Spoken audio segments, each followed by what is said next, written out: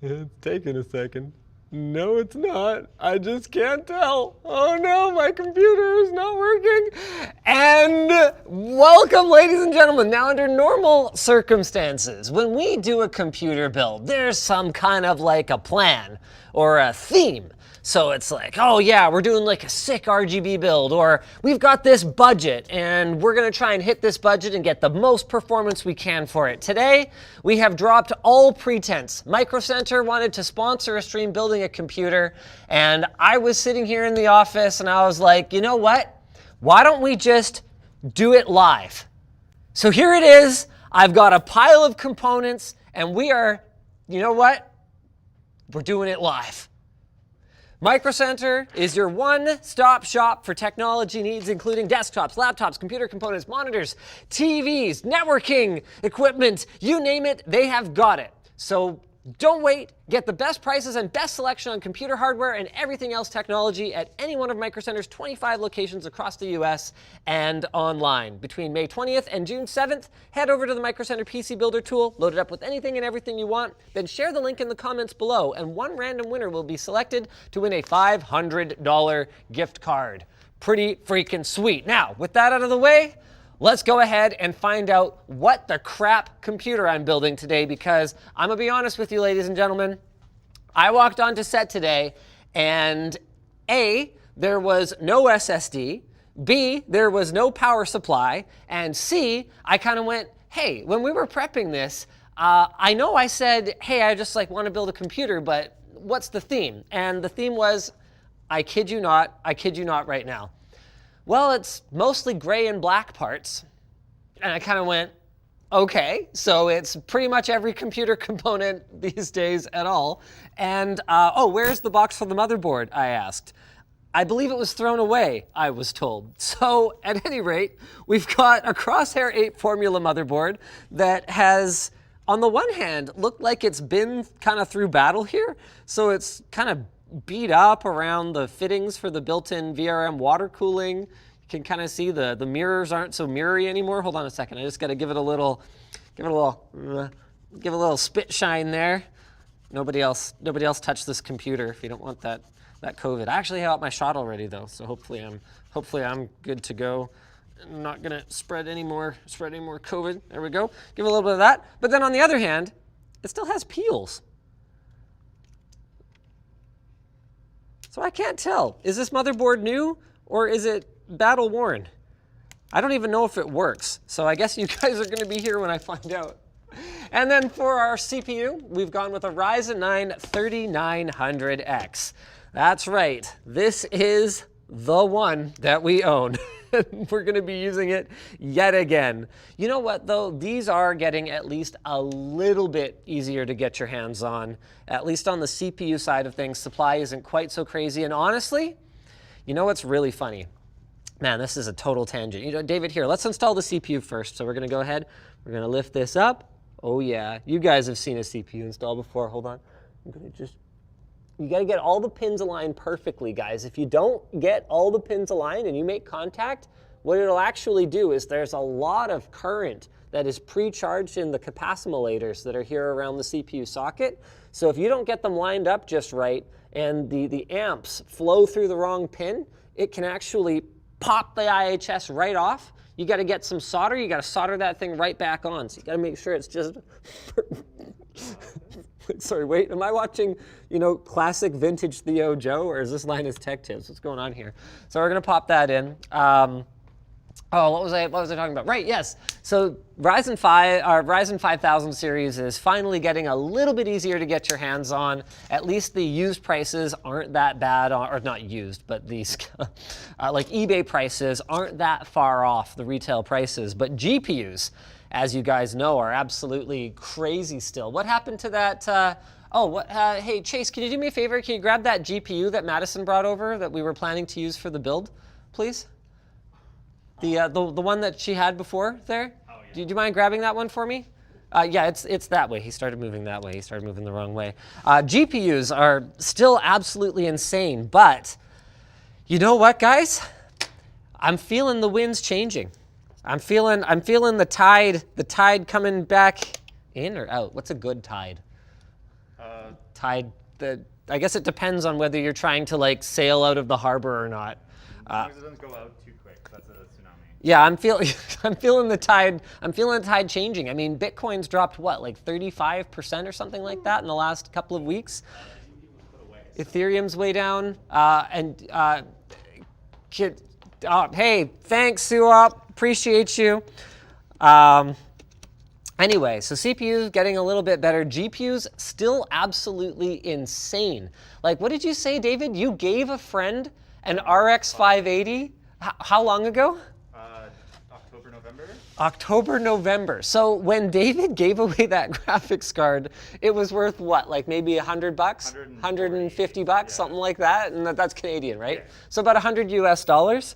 Nowadays, those same things are going for what, $500 used still. So this was our plan. This was actually the graphics card that we were planning to pair with our Radeon 5900 XT. Is that an XT? No, it's just an X, 5900X. And we had second thoughts. We at last minute, okay, figured, you know what, we can probably get our hands on something better, so we're gonna go with GeForce RTX 3090 Tough from Asus. But this is what we almost resorted to. And the fan assembly is not attached. We learned this on December 28th, 2020. Why would we write that down? Why wouldn't we just attach it? What happened to this? Okay. Thanks, Madison. You can have this back if you want. I would love it back. Thank you so much. Oh, you're so welcome. All right, so we've installed our RAM. We've got a kit of 3200 megahertz CL16. These are dual 16 gig sticks. Apparently we cannibalized these from a 64 gig kit, but that's fine. You can take a 4-stick kit and turn it into two 2-stick kits, but there's just really no reason to do that because it doesn't actually cost any less. It's not like you're buying memory in bulk if you buy 4 sticks, so it's pretty much the same price. Now, let's go ahead and move on to storage, is what I would say, except that the storage drive is being preloaded with some games for us. At the very least, though, I can talk through what we're using. So we've gone with a WD Black SN850. This is an M.2 NVMe drive. You can see it clearly came from Microcenter. Your satisfaction is my #1 priority. Associate ID, Alejandro P. Thanks. Thanks, Alejandro. Really appreciate that. All right, something we're gonna be doing that's a little bit different today, because believe it or not, I have never actually installed one of these like cable mod vertical PCI Express brackets. It's a really cool way to get your system kind of looking more flashy, so it takes your graphics card and instead of, it's one of those things that, who was I building a computer with the other day? Really recently. Oh, it was Yvonne. It was Yvonne. David, it was Yvonne that commented that the graphics of the, like the image on the graphics card is like upside down and stuff, right? Yep. Yeah, I think so. So she noticed, like, hey, it seems like graphics cards are kind of designed to be looked at this way, or like, you know, this way or something. But instead, you just end up kind of staring at these backplates. And so case manufacturers and third-party accessory makers like CableMod kind of clued into this idea that, hey, graphics cards for all these years, just because of the ATX standard, have had all the cool-looking stuff on the side that nobody can see. Why don't we take them and use PCI Express extensions and, boom, elevate them like this so you can actually look at them. Now, it's pretty inconvenient from a like maintenance standpoint or an upgrading standpoint, because it means you need to pull your whole graphics card out anytime you want to add a different PCI Express card.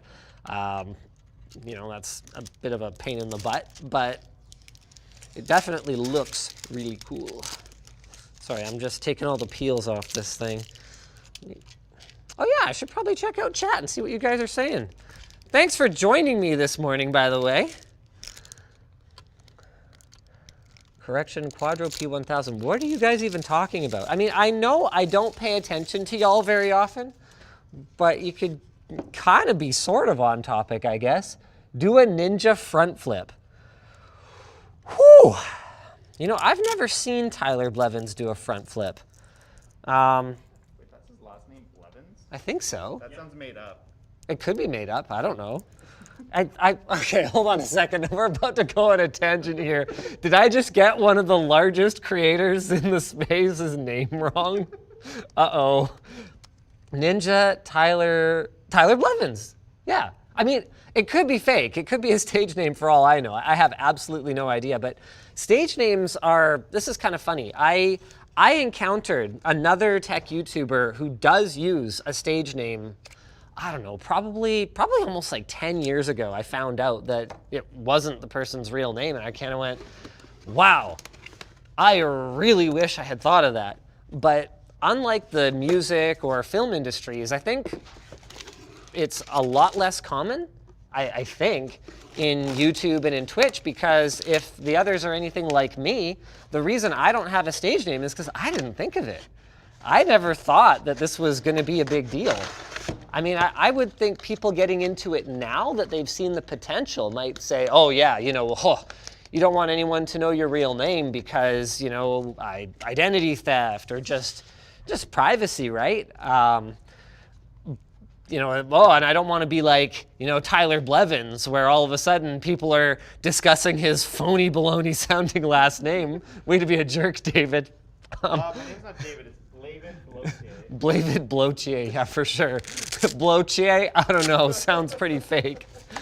Oh shoot, oh good, my screwdriver's here. So yeah, I could see why people would think of it now, but back in the day, I mean, I thought a huge YouTube channel would have 100,000 or 250,000 subscribers, and that was like this unattainable level of notoriety for like what, YouTube? It's not like YouTube's, you know, actual media like TV or movies or anything, but we just didn't think of it, right? So what I suspect is that many, if not most others, are in pretty much the same boat as me. My SSD magically arrived, so now I don't have to wing wavel around the you don't want to zoom in on it anyway. I don't have to wave around the box. I can wave around the actual SSD itself. We've gone with a 2 terabyte model. Basically because that was apparently what we had kicking around. This seems to be pretty much the rationale behind everything we put in here. I love that we're using like, what's a Crosshair 8 formula go for? Like $600-700? And then we've gone and with 3200 megahertz CL16 memory, just like whatever, sure, who cares anyway. It's not like you guys are gonna call me on it. Look, actually, Linus, it seems that you could have gotten 2% better performance by going with CL14 memory, and also that's kind of an older heat spreader design for G-Skill. You know, you could have gone with the more updated. Oh shoot, actually, I don't know if they've announced. Well, whatever, G-Skill either has already or will have very soon a really, really cool heat spreader. I mean, I don't know, it's a memory heat spreader. Saying a memory company is gonna have a sweet, sexy new heat spreader design is kind of like saying, okay guys, this is a big leak right here, but Nvidia is gonna release new RTX GPUs. They're gonna do ray tracing, okay? They're gonna pump those FPS, all right? And they're gonna make sure that your mining is crippled so that you're not mining, you know, because Nvidia is not about, you know, miners. They don't like miners, okay? They want to make sure that miners get like exploited, you know, so that they are stuck buying GPUs that are not, you know, going to work the way that they expect them to. Something. Look, David, there's no agenda today. I'm just having fun. Let's go ahead and pop the screws out of this case. This case has clearly been used for a build before, so I need to actually unbuild it a little bit before we can proceed with the rest of the build. I mean, the convenient thing about that is that I don't have to go digging through the boxes and bags for the screws, I suppose. I really wish I could find my other screwdriver, but I can't, so I'll just use this one. You know, iFixit's not a sponsor on this stream today, are they? I like their older driver better. Oh, Yeah, this one, it's got this really smooth bearing in it. So I like just using it as like a fidget toy. You can just kind of like spin it in your hand. It's like the best feature of it. It's all metal. It's got this really nice bearing. I actually haven't seen one like this on their newer kits anymore. That's okay. Maybe they'll see this and they'll be like, Linus, you tool. We actually have that tool still. You just didn't notice it because it's in this like other kit or whatever. All right, let's pop this on here. Oh, interesting. This is one of those motherboards where your middle mounting screw spot is actually covered, which means that the little nubbin built into the case is kind of not really sticking through all the way. That's okay. We'll just kind of pop that on there. There you go. There you go. Got the motherboard installed. Got the SSD and RAM installed. This is the problem with building computers. It feels like you're making such good time, right? Because you get all the most important components installed in like 4 minutes. And then you kind of go, oh, wow, well, this is going great. All I need now is what? Power supply, cooler, graphics card? I'm halfway there. Except no. No, you're not halfway there because the vast majority of the work is the wiring, and you haven't even started yet. All right. Are we putting in all the screws today? You know what? This is all about just kind of hanging out with you guys anyway.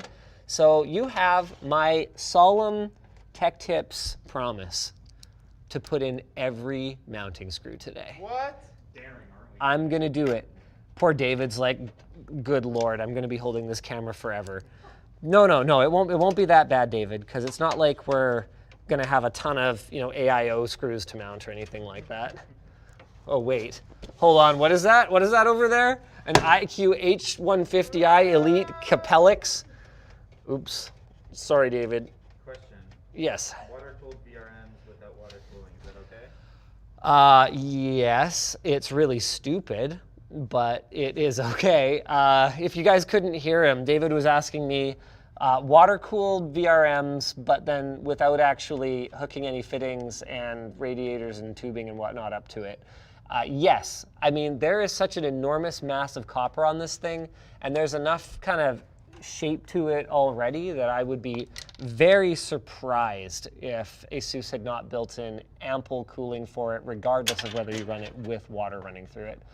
I've actually seen designs in the past that were more clearly designed around kind of a hybrid use case in mind, but yeah, I would be very surprised if it's actually problematic. With that said, I probably wouldn't push it to the absolute limit if you're not actually running water through it, because as we've talked about already, it's clearly designed around having water running through it, with air cooling being an afterthought as opposed to really being designed for both.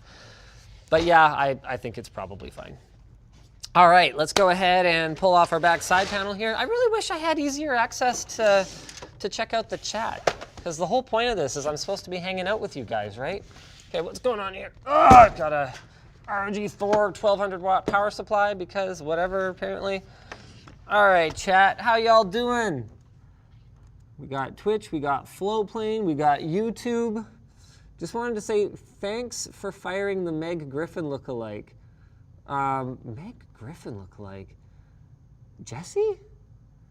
Jesse's not fired. I want to die, says nobody. 69, what are you guys even talking about? We just dancing in Floatplane chat. Oh, I love you guys, but apparently you are contributing absolutely nothing right now.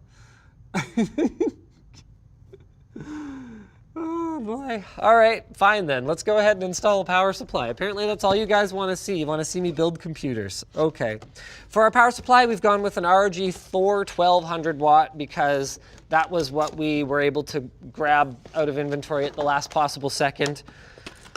In here we will find our cables, and in here we will find power supply. This thing is so far over the top, and it's especially stupid in this case.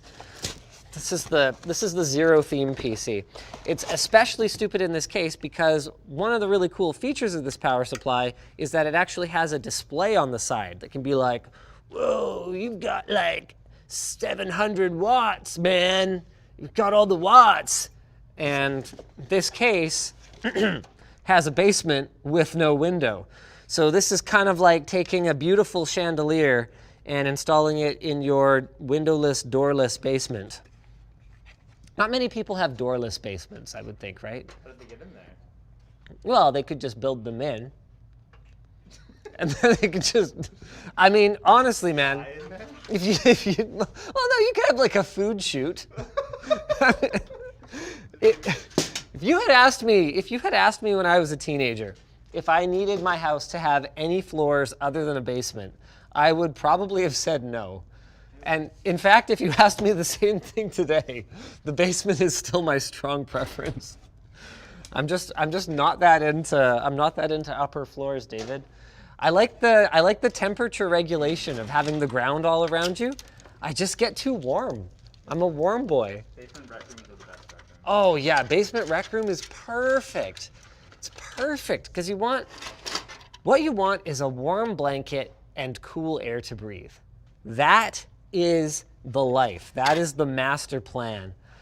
All right, my master plan here is to put some cables on this power supply though. Where'd my graphics card go? I've got a graphics card around here somewhere. Ah, there it is.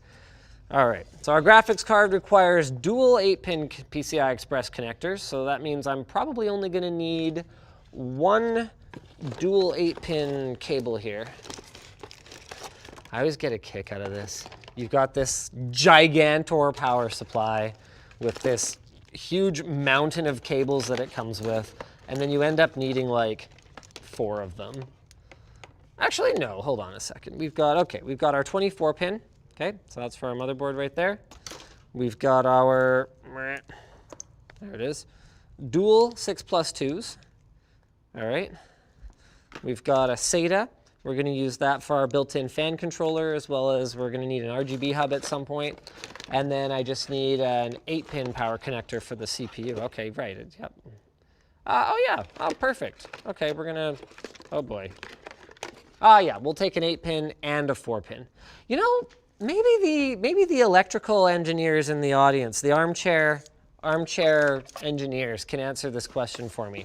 Because I just haven't looked into it. I've been lazy. It's one of those things I've wondered about and then gone, nah, I'd rather do almost anything else than look this up right now, or I get distracted or whatever. But check this out, you guys. Okay, you know how there's a rating, right? For this PCI Express connector, okay? So it's rated for, what is it? I think it's 150 watts. Or is it 125 and then you got 50 watts from the slot and it's a total of 175 watts? Whatever, it doesn't matter. The point is, this connector is rated for a certain amount of power. But here's the thing. At the other end of this modular cable is the same connector using exactly the same pins and the same gold plating, okay? And then you've got this here graphics card, okay, that's got 2 of these 8-pin connectors, meaning that you've actually got potentially up to 2x the amount of power that this connector is rated for being drawn out of one of these connectors over the exact same conductors. Are we just all making this up as we go along? For realsies, guys. I actually want to know the answer to this. PCI standard requires a minimum rating, so the actual cable can be rated for much more, which is true, except that, okay, hold on, let me think. Okay, yeah, the power supply manufacturer would know what cable you're going to use with it. It's only the graphics card manufacturer that would have no way of knowing what cable will go in, but it doesn't matter, because that's up to the power supply manufacturer to make sure that they supply one that is adequate if they're going to have it be a dual 8-pin. Is that it? The wires and connectors can do about 300 watts, but PCI Express spec says 150 watts. Yeah, it's just one of those funny things where someone's like, no, it splits the load between the 2 cords. No, it really, really doesn't. Check this out. Like, these wires, there's just 8 of them, go in here and then out here. That's it. That's the whole thing. There is no voodoo magic. I mean, the reality of it is none of these connectors ever, or these wires ever get hot. Like even under full load, it's not like your graphics card wires here are actually getting hot to the touch or anything like that. It's just always something I've kind of wondered about is what is the point of having a maximum spec for something like that if everyone is just going to be like, yeah, no, ain't nobody want to run 2 cables. Let's just do 1 cable and just split it out at the end. Like, kind of why bother doing this song and dance? I mean, it also kind of, yeah, it again sort of raises the question why they didn't just design the 8-pin connector in the first place around a tighter requirement for the gauge of the wires and then just have one 8-pin connector on the damn graphics card. I mean, if it's all running over the same, you know what? I think I just figured it out. I think it's probably because PCI SIG or whoever worked on the PCI Express power standard assumed that manufacturers of power supplies were going to cheap out on the conductors. So they probably spec'd this connector knowing, and then Nvidia and AMD probably spec'd their graphics cards knowing that someone somewhere is building power supplies that have like teeny tiny 18 or like 22, yeah, 18 would be fine, like 22 gauge wiring in here. And they want to make sure that their graphics card doesn't get perceived as like what lit someone's computer on fire because they plugged in a crappy power supply. Man, why is the answer always that someone was a gigantic idiot and ruined it for everyone? That is my guess. That is my gigantic, totally uninformed, everything I have learned about this topic is what you guys have told me in chat guess. But I think it's actually pretty likely. There's also a video, excuse me. There's also a comment about how, no, it's kind of like how elevators are rated for 10 times the spec. The truth is that's not really the case a lot of the time in PCs. I would not actually expect that to be what's going on here. How are you supposed to get the power supply in this case? What's funny is I just did a build in this case not that long ago. Oh, there we go. So we'll pull the hard drive cage out and pop this baby in here. Come on over, David. Let's install a power supply. I love that we set up that overhead cam and then we just haven't used it at all. Love it. Chase, you wanna throw it on the overhead cam just for fun? We're just gonna look at it. We're just gonna look at it and we're gonna sit and appreciate David's effort for a little while. Okay? You didn't start building sensors on the table. Thank you, David. Thank you very much. I just want to say that I appreciate that you set up this overhead camera so that we can look at some of the parts that we're going to use later on in the stream. Hey, chat's all like, thanks, David. Thanks, David. Good work. Apparently there's a small echo in the overhead camera. So, you know what? B+. B+. Oh, it's Chase's fault. All right, fine. Oh, man. Yeah, that makes sense. Yeah, we've got a shotgun mic on it. Often you end up having both a microphone on the host and a microphone on your camera because it is a lot easier than trying to synchronize your footage using timecode. Timecode theoretically is great, but it just doesn't always quite work out that way. So it's really nice to just have the audio off the camera, even if the quality of it is terrible. It's called scratch audio. So that when you're using Pluralize or whatever, I guess that tool is probably built into Premiere now, right? When you're using software that can synchronize your footage, it can do it much more easily the more matching audio you have. Okay, I have gotten clearly kind of distracted here. I need to find some power supply screws. And they are not in here because we have probably used this power supply before.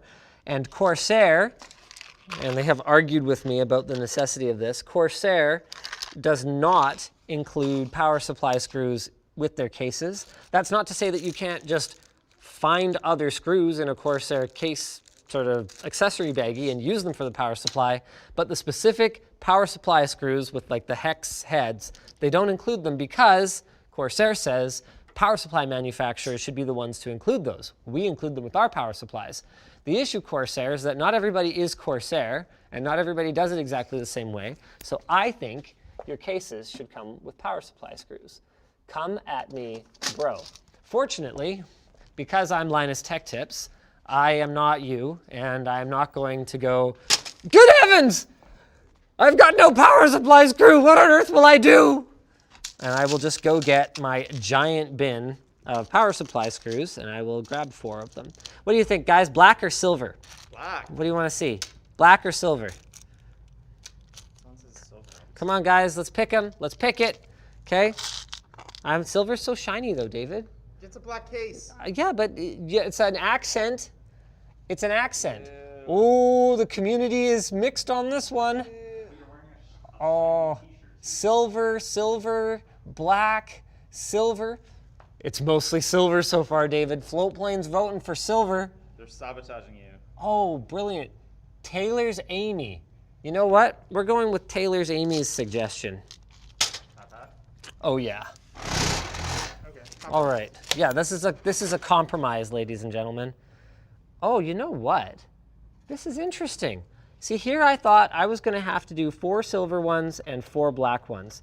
But actually, both this case and this power supply have a really cool feature where they've got both sets of mounting holes. So if you've never looked at your power supply closely, you might not have noticed this, but the mounting holes on ATX are not actually symmetrical.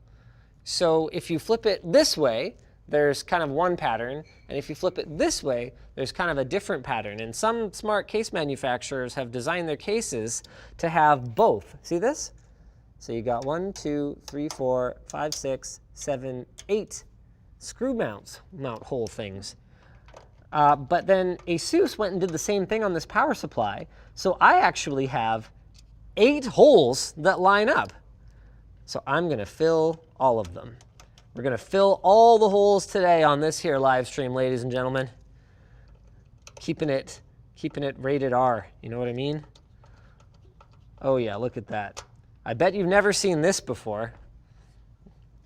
That is class. Remember, David, I did promise early on in this stream that we were going to put in every screw. Oh yeah. Yep. That was my Linus Tech Tips personal guarantee to everyone watching. How y'all doing? Poor Madison. OMFGY. OMFGY. I ask myself that every day. Why indeed? This power supply is not coming out. We're going to have to do a quick shake test after this.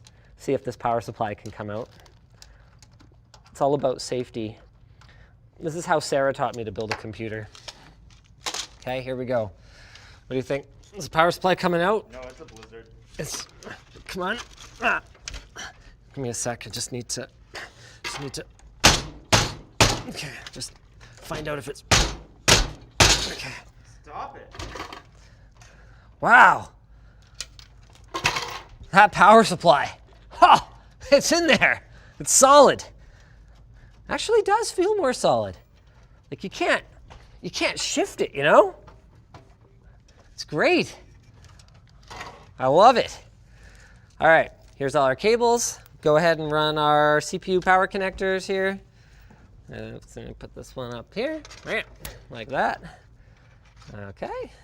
Then we're going to go ahead and run our 24 pin. I find it's easier to just kind of run these when you put the power supply in rather than waiting and doing them later. These are the biggest, thickest girls, so I'm just going to put this right there. Ooh, uh-oh. Well, we might have a slight problem. This seems like it's one of those slightly wider than normal motherboards, so we might have a bit of a... Oh, no, it's not. This is full standard ATX. Love it. All right, so here's our 24 pin. Let's just pop that in there. No, I don't think I'm going to use the extensions, but tell you what, Micro Center. Micro Center sponsored this stream. They've actually got, hold on, I need to go find my boomer piece of paper so I can tell you they didn't send me additional copies. So I will tell you all about Micro Center's promotion they have running right now. Between May 20th and June 7th, head over to the Micro Center PC Builder tool, load it up with anything you want, anything. And then share it. Share the link in the comments down below, and one random winner will be selected to win a $500 Micro Center gift card. Actually, they did not, strictly speaking, specify that it is a Micro Center gift card, so it could be a gift card for anything, like Hooters or whatever, but it's probably Micro Center. What do you think, David? Odds that it's a Micro Center gift card? I think it's Outback Steakhouse. Outback Steakhouse? Get 50 at Blooming Onions. Good Lord. Can you imagine spending $500 at a steakhouse in one sitting? That would not be a good time. I mean, unless, of course, you have friends that you could enjoy the food with. Big if. See, for me, I went straight to I'm at a steakhouse by myself, but you might not feel the same way. Right. Steakhouse. What's that? Depends on the steakhouse. Sometimes you can get steak for like $250. Yeah, that's true, actually. Get like that, gold steak or whatever, get that kind of crazy stuff. I can't get into that kind of stuff. Because for me, I just find that the vast majority of the time, really fancy, expensive food just doesn't taste as good as Chipotle. And it's like, Chipotle costs like $9. So if you don't taste as good as Chipotle and you cost any more than $8, then you kind of failed. Like, you did it wrong. And as far as fast food goes, Chipotle is not even that devastating for your health. Like, you can make it terrible. Like, you can load up that sour cream if you want. Yeah, sour cream.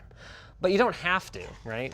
Oh, right. So I was going to tell you guys, Micro Center wanted to feature these inland power supply extension cables. Basically, they're a way to sort of make it look like you have individually sleeved cables on your power supply for $30, but you don't actually have to, get those expensive cables. You can just get extensions. So you just run these in the back, and then you run your extensions over here. But because we ended up randomly grabbing a power supply that does have individually sleeved cables, it would be pretty stupid. You know what? We're going to do it.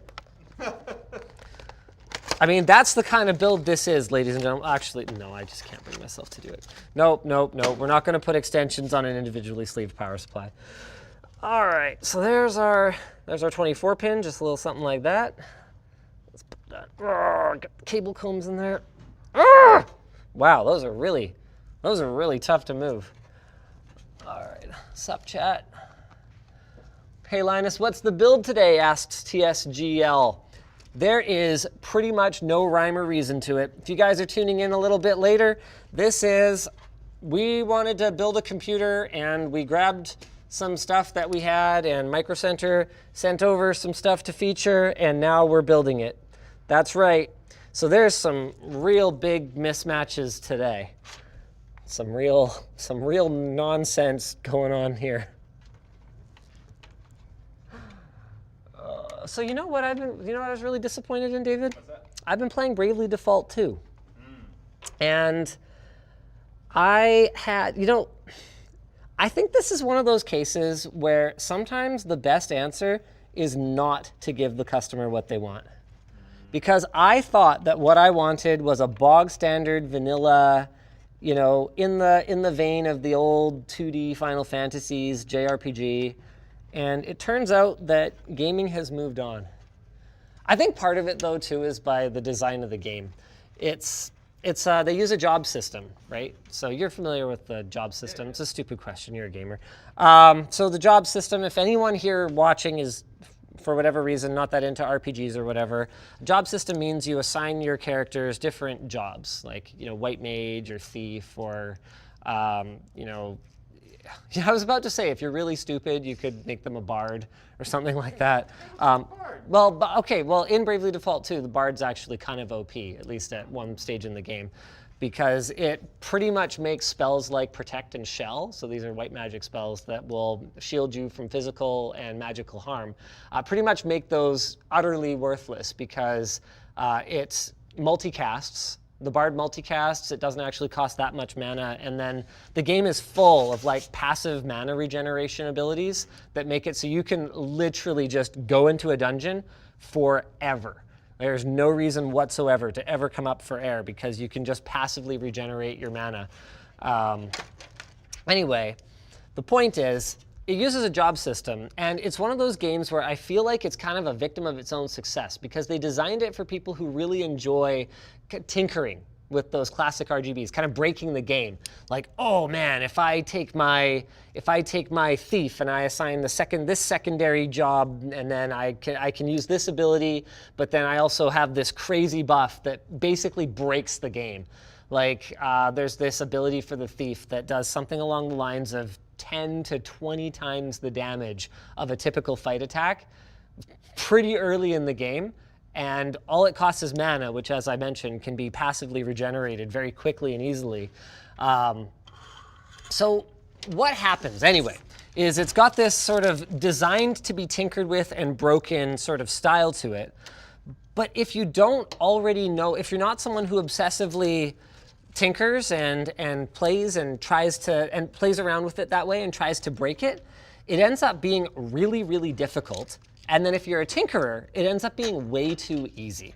So I've already found combinations that are just utterly unworkable. There was this one boss fight I ended up stuck in for an hour and a half, actually.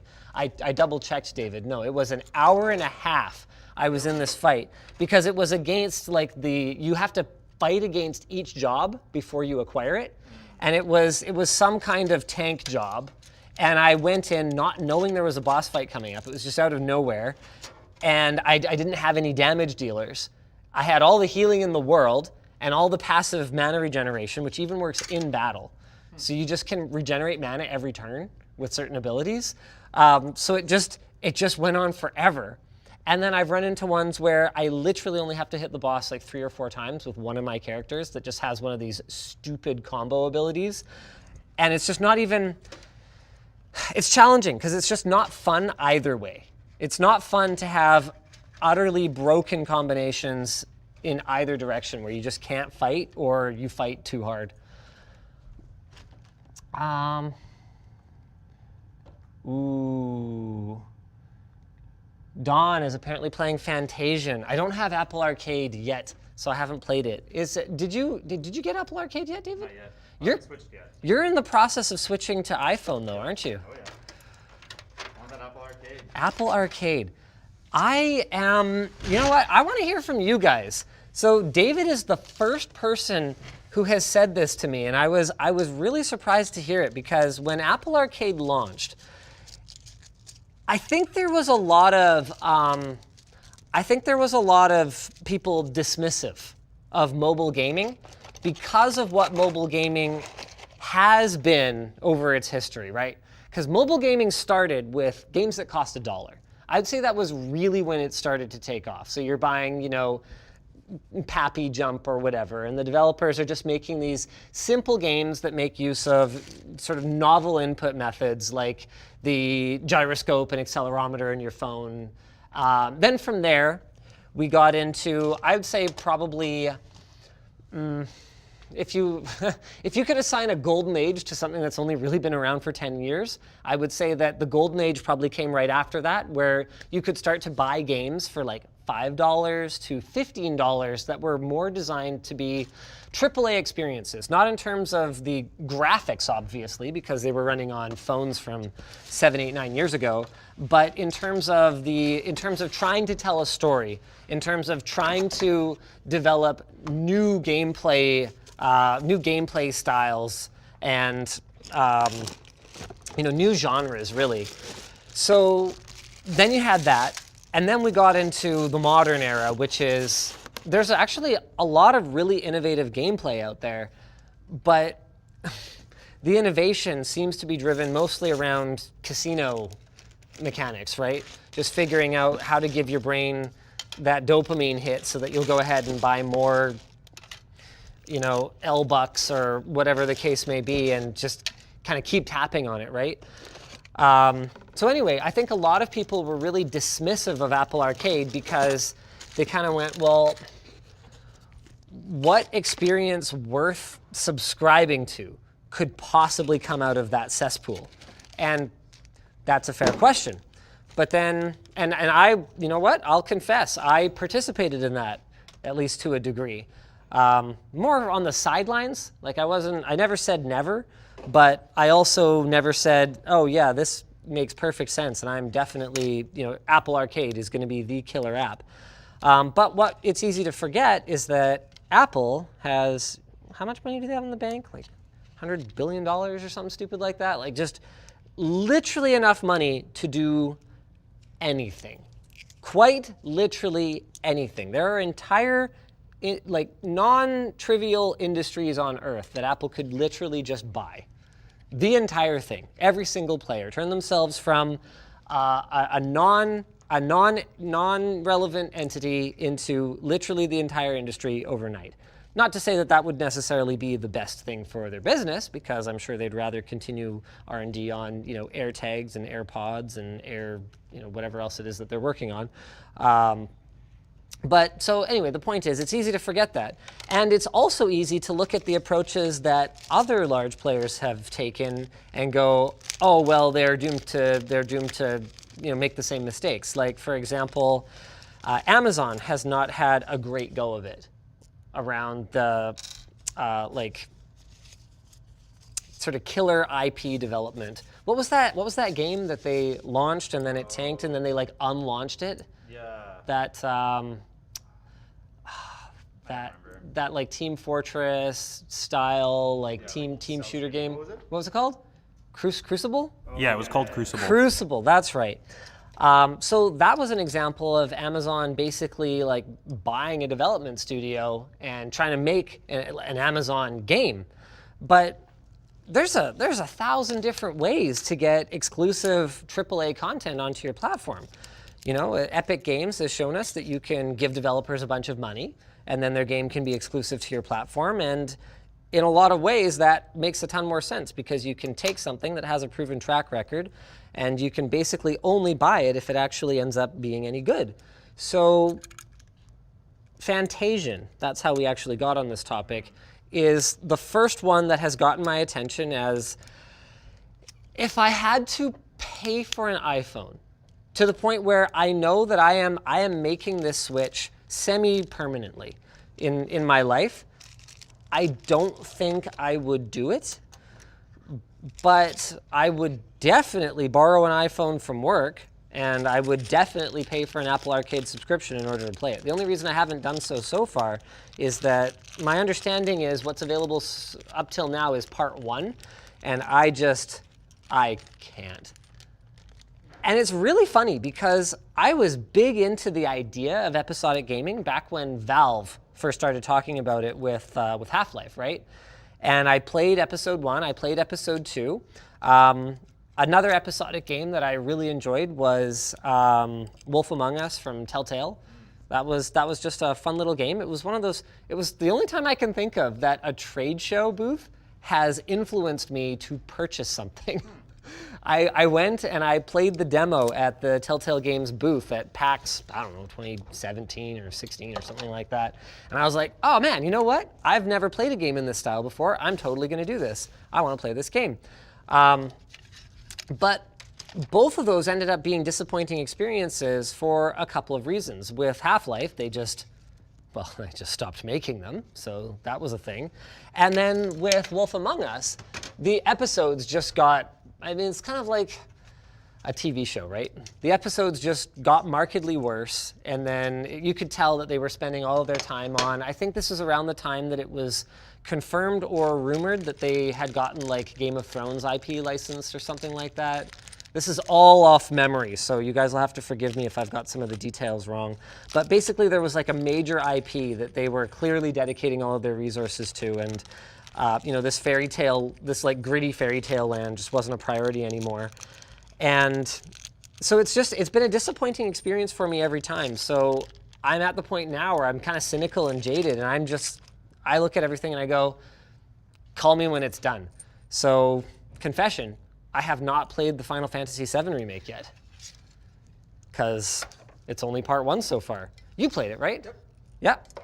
Yeah, I've heard it's awesome. But here I am sitting not being able to enjoy what is undoubtedly in my mind just amazing content because I have this mental hang up about it.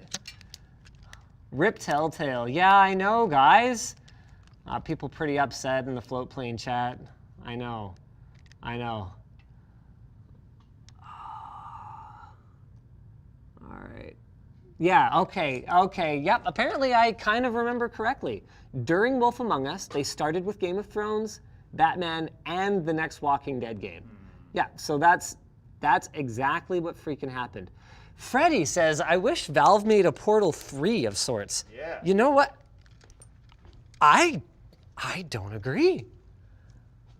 Apparently, is that... Do you like Portal 1 better than Portal 2? I did like Portal 1 better than Portal 2. A lot better. I thought that Portal 2 was...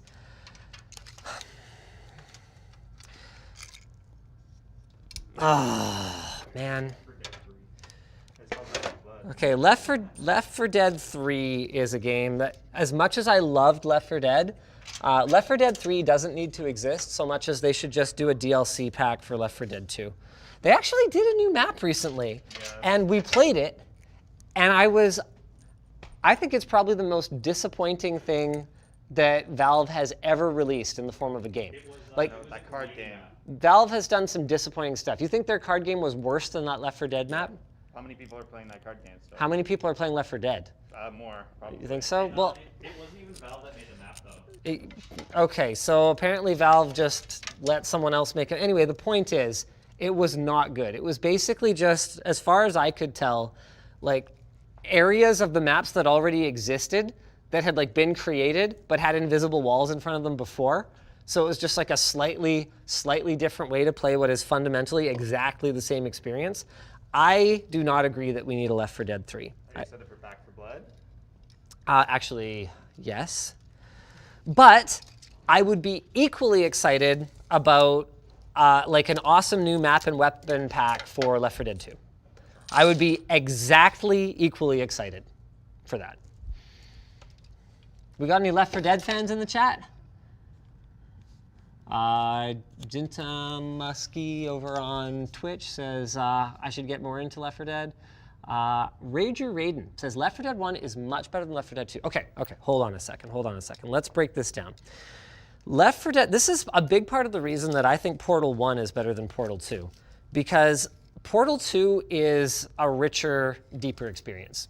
No doubt. They do way more world building. There's way more variety in the puzzles. There's more characters. But what Portal 1 is it is tight. It is perfect. There is absolutely zero filler in that game. Nothing. Whereas Portal 2, there's some pretty long staircases and stuff. Like, there's some times when I got bored. And that's one of my big problems with Valve games in general, is they kind of allow you this very at your own pace style of play, which a lot of people really enjoy, but I think can be a mistake if it doesn't have like just an A++ level of polish. Because if you allow yourself to go at your own pace and it's not just, it's not this intense experience, I think it can drag on a little bit. That's all. That's why I think Valve is so good at building demos like the Lab. If you guys have you played through the Lab, like the VR experiences they built? Like it's just every single one of them is like, wow, this is so good. This could be an entire game. They're so good at building gaming experiences, but sometimes I think lose a little bit of the fun in the gameplay. And so that's why I think there's this perception that Left 4 Dead 1 is better than Left 4 Dead 2, because Left 4 Dead 1 has absolutely zero filler. It is tight. It is peak. Just everything has a purpose. Every single ammo cache, every single weapon is perfectly balanced, I would say.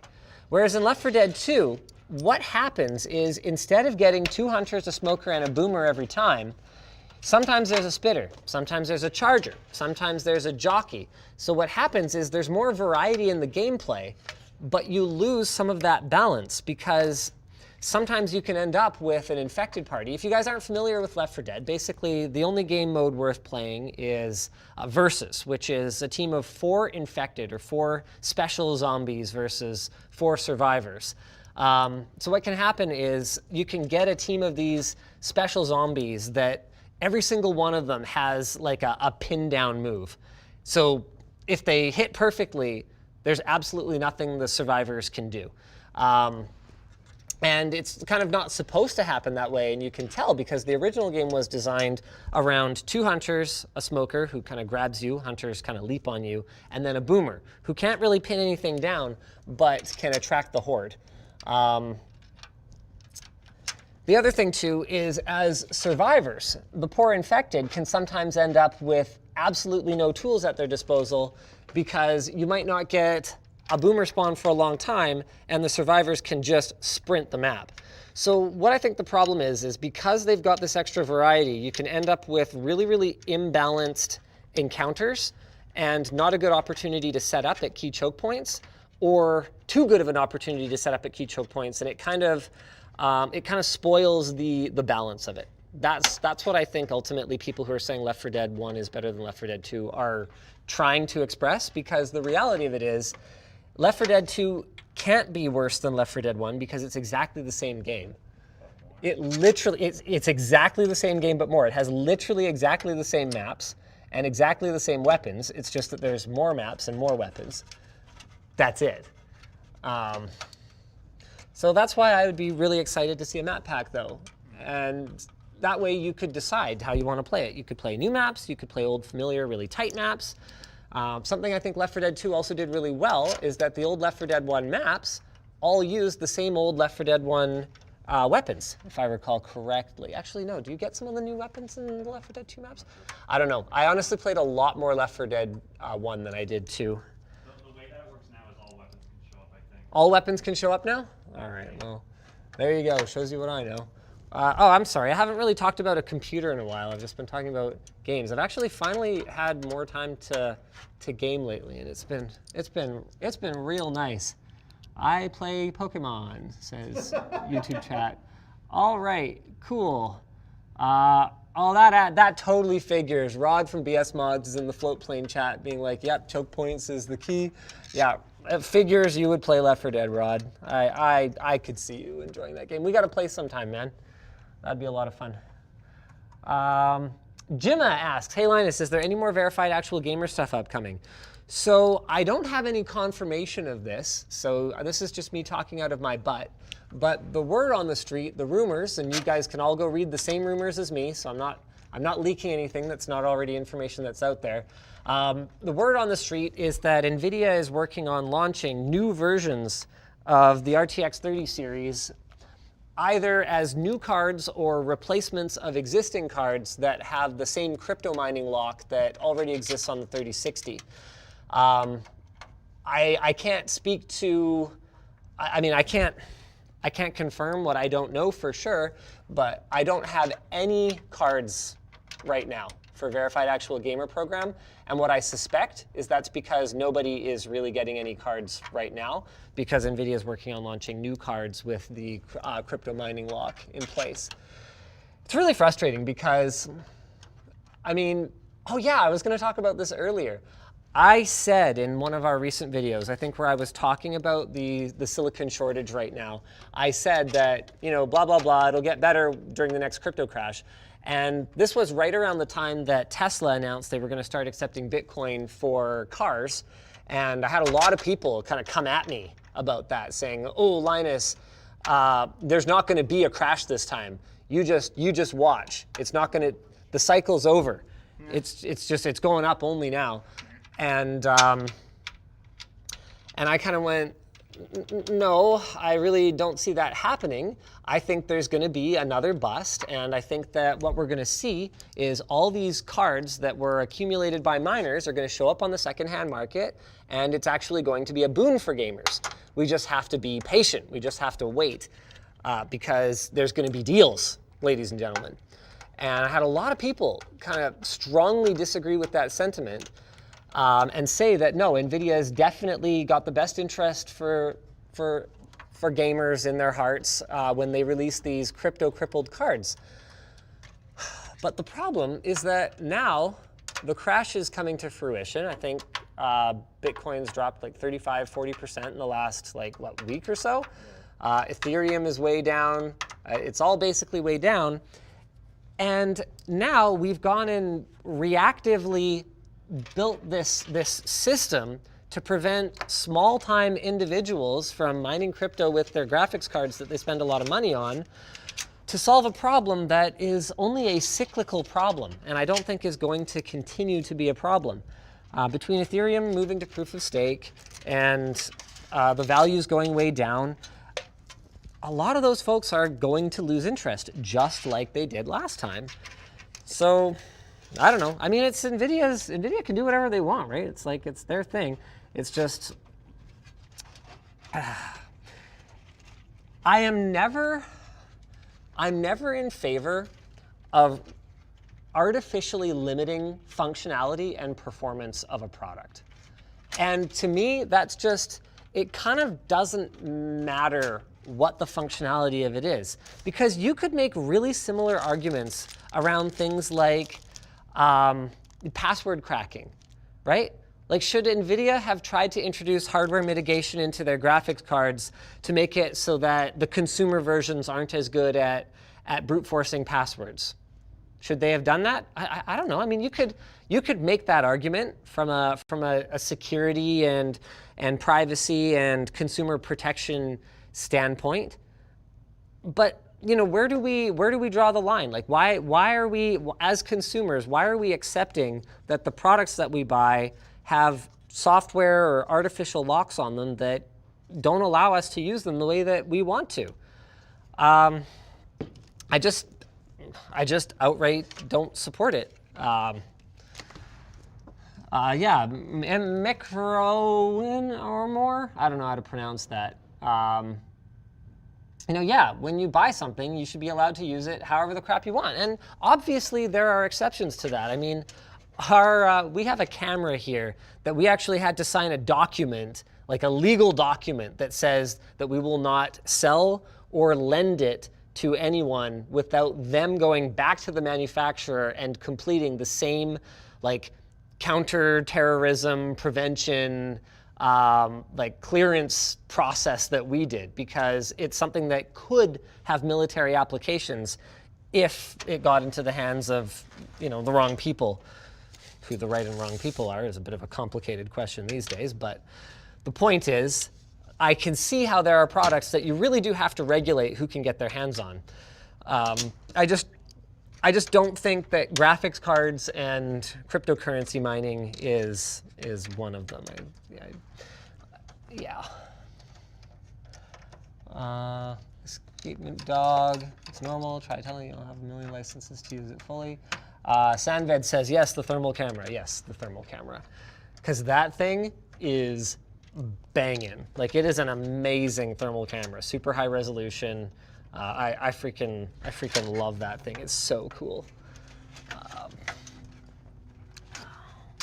What else we got shaking, guys? Oh, I should probably check out a couple of the super chats. Maybe talk about what the crap we're actually doing. So, our triple radiator AIO is installed on the top of the case here. I've gone with my classic install, which is I have a strong preference for pull configurations. So these fans are going to pull air from these front fans through the radiator fins and blow it out of the top of the case. And the reason I like that is because cleaning this is so simple. We're going to have filtered air coming in from the front.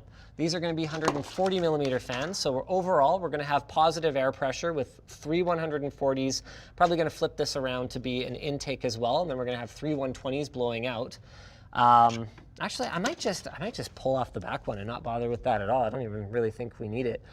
So anyway, we're going to have filtered air coming through the front, positive pressure, and then any cat hair or dust or anything that does accumulate here is probably going to get stuck on these fins. So all you got to do once in a while, like once every 3-6 months, is kind of go kind of grab it, chuck it in the garbage can, and that's it. It's super low maintenance. Whereas when you've got the fans blowing into the radiator, getting in here to clean it is really, really challenging. So I really prefer to do it this way.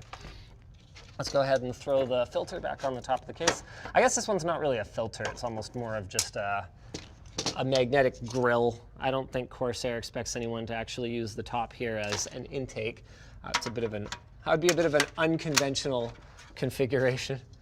Go ahead and pop this on here. Is this symmetrical? Look at that. Those guys, man, Corsair, they are so smart. Like everything they do, even when they need to save cost, they do it in a way that they can turn it into a feature. Like it is simpler from an assembly standpoint to have symmetrical parts because the factory worker doesn't have to think about it. They just grab this and put it on there, right? Doesn't matter really which way it faces. Now, Corsair might have a preference because they did go put this little rubber doohickey on here. But if someone were to screw this up, it doesn't really matter. So what, you got a little Corsair there or a little Corsair there? Who cares? Totally irrelevant. And they go and they turn that into, well, now it's a feature for the user. Hey, you got easy access to your little filtered magnetic doodad on the top, and you don't even have to think about it. You just pop the thing back on. Oh, I love it. They're geniuses. They're genii. Genius. The point is, let's. I hate this. How is YouTube made by a multi-billion-dollar company? Sometimes I swear to you, I can't fathom it. Look at this, David. Okay, I just changed tabs here. So I had the analytics menu open where I'm seeing people watching the stream. I pop over to viewer activity so that I can see super chats. There's clearly been super chats because I can see this one right here and they're just not here. Every super chat that has been sent to me for this entire stream is just gone, even though I've had this window open the entire time. I'm sorry, guys. There is nothing I can do about it. I'll make some up. Yeah, Tuner Builder says crypto blocking graphics cards is a good idea in theory, but that's about it. Yeah, pretty much. Pretty much. It sounds, well, no. Hold on a second. No, I did a whole video about this, guys, remember. It's not a good idea in theory, but that's about it. It is a great idea, but it all depends on what you're trying to achieve. If what you're trying to do is undermine, pun intended, the secondhand market for graphics cards, then it is a great idea. I did a whole thing about how basically if you follow the money, follow the money, that's what it is all about. It's nothing to do with making things better for consumers or anything like that, or protecting people from evil, bad scalpers. I mean, I think we showed with the Verified Actual Gamer program that if your intention was to get cards into the hands of gamers, it's actually, if a company our size can figure it out, I think Nvidia can figure it out. I think pretty much anyone can figure it out.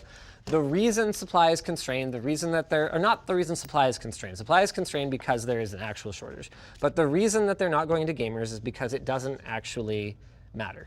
Because as long as you get paid for it, who cares? And a lot of the messaging around getting cards in the hands of actual gamers, like for example, bundling with a motherboard to make sure that, this is to make sure that a gamer actually gets it because a miner wouldn't need a motherboard. Well, yeah, but it also ensures that you're making more margin when you sell a motherboard on the same purchase order, doesn't it? And it's marketing. I get it. And there's nothing wrong with marketing. It's turning a negative into a positive, right? I just expressed my admiration for Corsair for being so good at it. I would prefer a more straight talking approach personally. That's all. So the crypto lock is about making sure that crypto miners buy crypto cards and gamers buy gaming cards, and no one's card can be used for the other's purpose. Making sure that there's no exchange of cards between these two markets that Nvidia addresses. That is what it's about. That simple. Otherwise, there is no reason that crypto cards couldn't have a DVI output on them or whatever, and there's no reason that gaming cards couldn't mine crypto. They just turned it off. I mean, I just wish that AMD was a more viable competitor in that space. To be clear, I'm not saying performance. Like 6700 series, 6800, 6900 to a lesser extent, it's just not that. I mean, Yeah, I say it's not that price competitive, but if it was at MSRP, it'd be very price competitive these days. But it's more to do with that they just can't make enough of them. And not even just can't. What I suspect, although I have no confirmation of this, is that AMD probably just didn't expect that many people to want the cards, because they haven't, from my understanding, sold very many graphics cards over the last little while. At least not at the high end, right? Because they just haven't really had anything that's competed.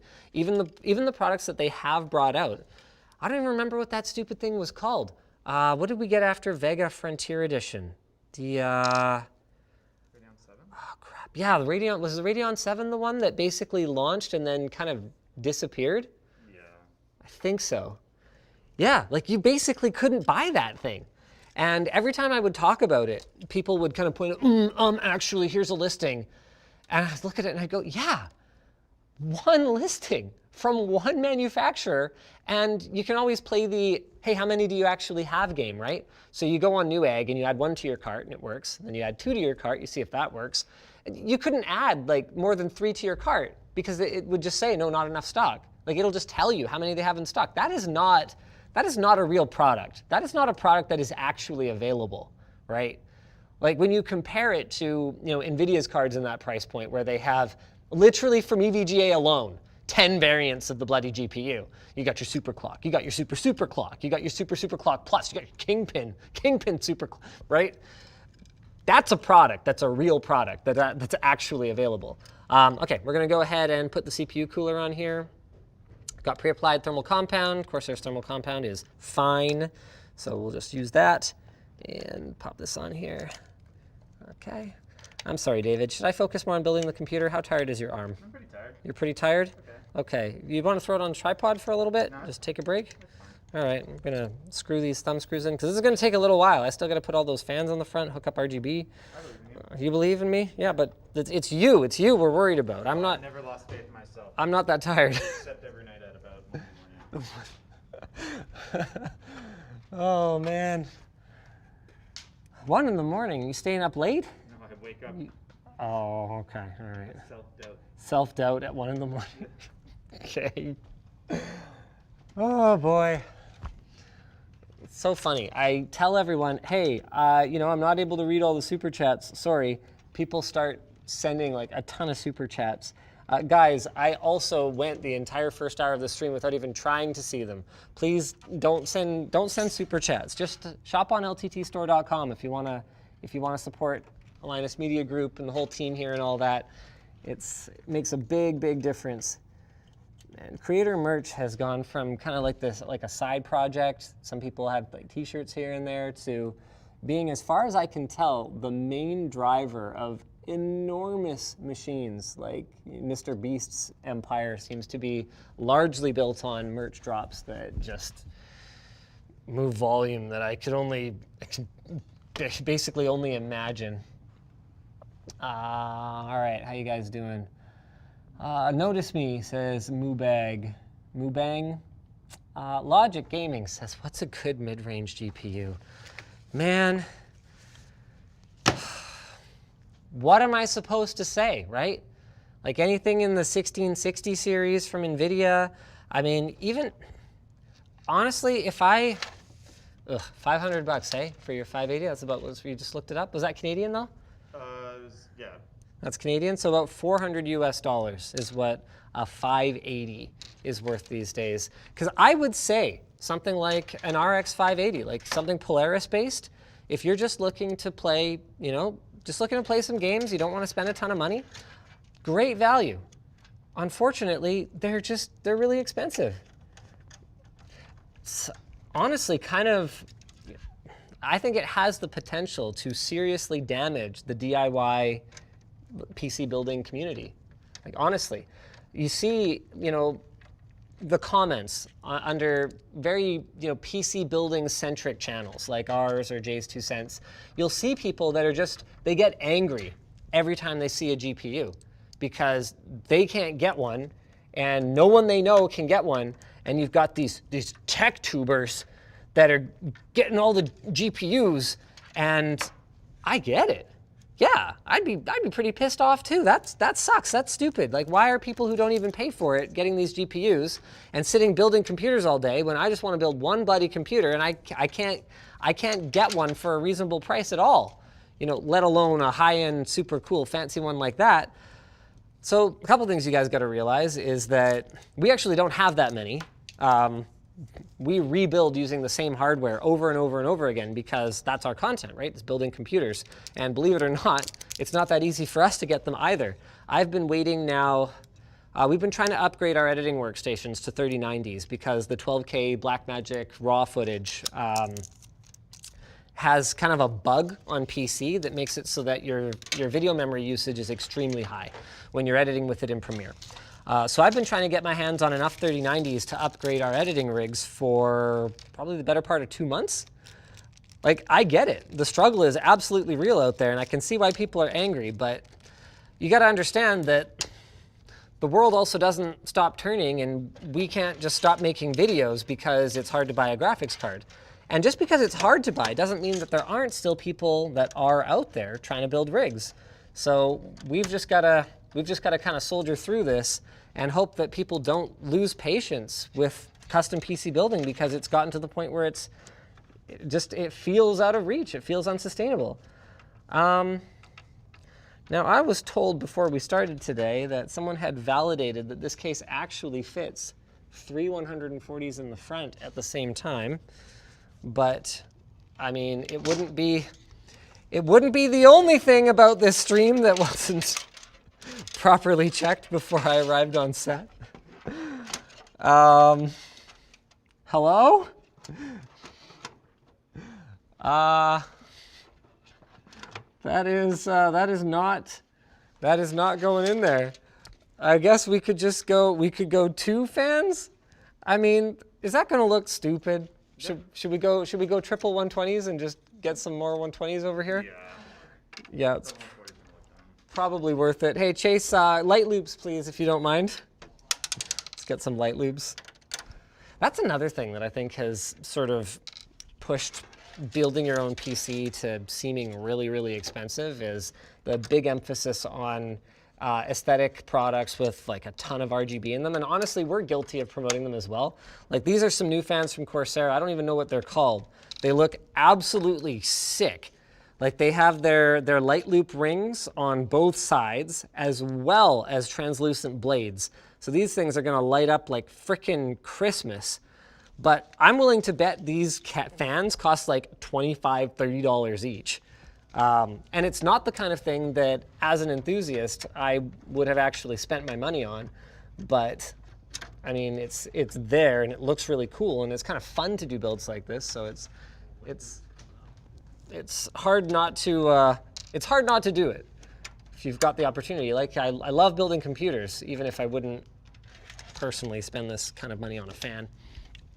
All right, hey, there we go. Got some 120 mil light loops. That'll gonna do it. All right. Oops. Oh shoot. Telesto Life says, "Can I buy the PC when it's done? If so, how much?" Honestly, some of the parts in here are probably like engineering samples and stuff. I don't even think we'd be allowed to sell it. That was a big difference with the build that we did for Terabyte Games, was that was actually retail hardware. So it was no problem for us to sell it. We had some people pretty outraged that was the best computer that we could build for 10 grand. But I get the feeling that math isn't their strong point. They were like, yeah, this other YouTuber would have done something way cooler with like a way, this and that. And I'm kind of sitting here going, you understand that $10,000 doesn't necessarily mean that we made any money, right? The parts cost was $10,000. We didn't charge them a fee to build it. That was just $10,000 worth of their CPU was $4 grand. Just because something's expensive doesn't mean that the person who sold it made any money on it. We were not out to make a bunch of money. We're not actually in the business of like building PCs. Even the Pyramid PC we did for Dbrand, that was not like a paid commission. They certainly paid for the hardware, at least most of it. I don't know where those 3090s came from, but they paid for all of the hardware that we put in it. But they didn't actually pay us a build fee or anything like that. In fact, I don't even know if we charged them for the raw materials, which ended up being hundreds of dollars for a case that big. I don't know if you guys have looked at the cost of aluminum lately, but it's not exactly cheap. All right, let's finish off our stack of light loops here. This is gonna look pretty good when we're done. What else we got here? Rice says, I'm glad I tuned into this stream. I just bought an RG triple rad AIO and was worried about how to install it. Thank you for the tech tips, Linus. Hey, no problem. And if you're looking for that specific cooler, it's probable that we covered it at some point during ROG Rig Reboot 2020. I seem to recall at least one of the participants ended up with an ASUS AIO, like their Ryujin or however you pronounce that. All right, what else we got? What else we got shaking here? The entire situation makes me, makes me glad I didn't get rid of my old Quadro 2000. Yeah, anything will do for a simple, usable PC build. Michael says, Radeon 7 was a decent product. Overclocks really well, but the cooler was awful. I had a Radeon Tech Morpheus on mine for a while and it flew. Yeah, I didn't say that it was terrible. What I said was it wasn't real. As far as anyone could tell, AMD just like had some GPUs lying around or something and wanted to dump them. Because they were the same ones that they use in their compute product, but just in a consumer graphics card. It did not get great driver support, is my understanding, over the lifetime of the product, and it pretty much disappeared as quietly as it came. It's just such a weird thing for a company the size of AMD, but at least they seem to be mostly getting away from that kind of desperation these days. Now that I actually saw they announced a stock buyback for the first time since, I want to say 2001 or something like that. AMD has the cash and is confident enough in their own future performance that they are buying back their own stock. Good on you, Dr. Sue. Good on you. All right, let's get these fan cables pulled through here.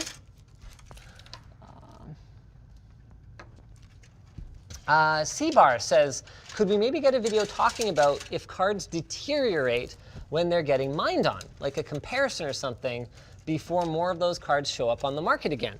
Hey, that's a really good question, and it is actually something that we addressed before, but I don't know if we'd be able to address it to the same degree that we did last time. Not because it's impossible, but because it's sort of impractical.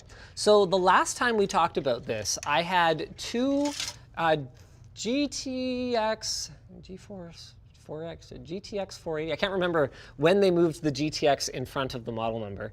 Anyway, I had a couple of Fermi 480s, and or 580s, excuse me.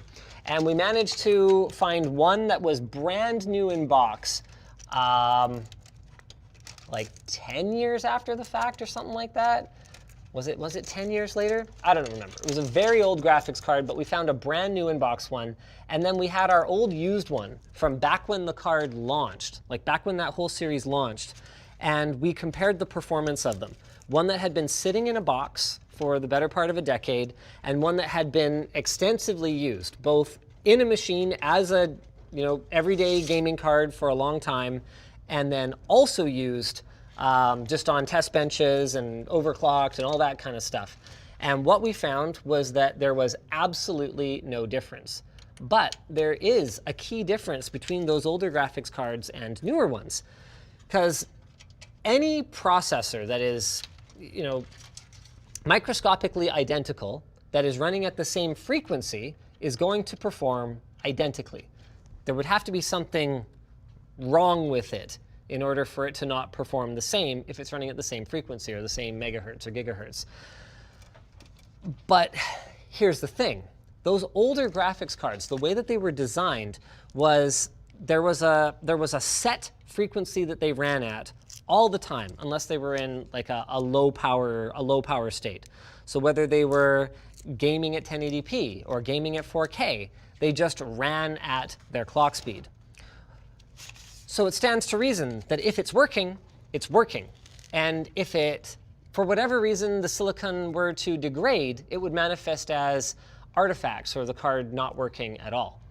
Well, nowadays, everyone basically, so both AMD and Nvidia are actually tuning their cards. And what that means is they're taking each piece of silicone and they're working in intelligence that will go, okay, hey, how much power am I drawing? Hey, what are my thermals right now? What clock speed can I run at? And dynamically adjusting the actual performance of the card depending on the health of the silicon from a thermal and from a power draw standpoint. So one of the things that can happen to a chip over time as it degrades is it can actually run hotter. So if an older GPU were to run hotter, it would just run hotter, and it would still run at that frequency until it just doesn't work anymore, basically. If a newer GPU were to start running hotter or consume more power, which would make it run hotter, what it would do is it would actually go down in performance. It would be smart enough to run at a lower clock speed and drop your performance. Because remember, as long as the clock speed is the same, the performance is the same. The problem is that would be just exceptionally hard for us to track for a number of reasons. Number one is we would have to actually, for really one main reason. And that's because we couldn't test across multiple cards like we did last time. So we would have to basically take a card, do all the before testing, then we would have to mine on it for like a couple of years. Then we would have to repaste it because that's not what we're testing for. We want to know if the silicon degraded, right? So we'd have to repaste it, clean out the cooler, and test it again. It would have to be exactly the same card because there's always variation between one card and another. But back in the day, they just had this bar, okay? It has to meet this frequency at this power consumption, and if it's this or above it, then it's good. So that was it. There was just a bar. But nowadays, there's kind of like a fuzzy bar. There's a range, right? As long as it meets this base clock, it's a pass. And oh, by the way, it might boost here, or it might boost here, or here, here, here, here, here, here, here. So you can't just take two different cards and have one of them it was mined on and one of them it wasn't, because they might be that different already. And you have no way of knowing. It has to be exactly the same card, running on exactly the same games under exactly the same conditions. And it's one of those things that someone could do, but it's not very practical. That's all. And we've done some long-term tests before. We did one on dust accumulation in your case with different fan configurations.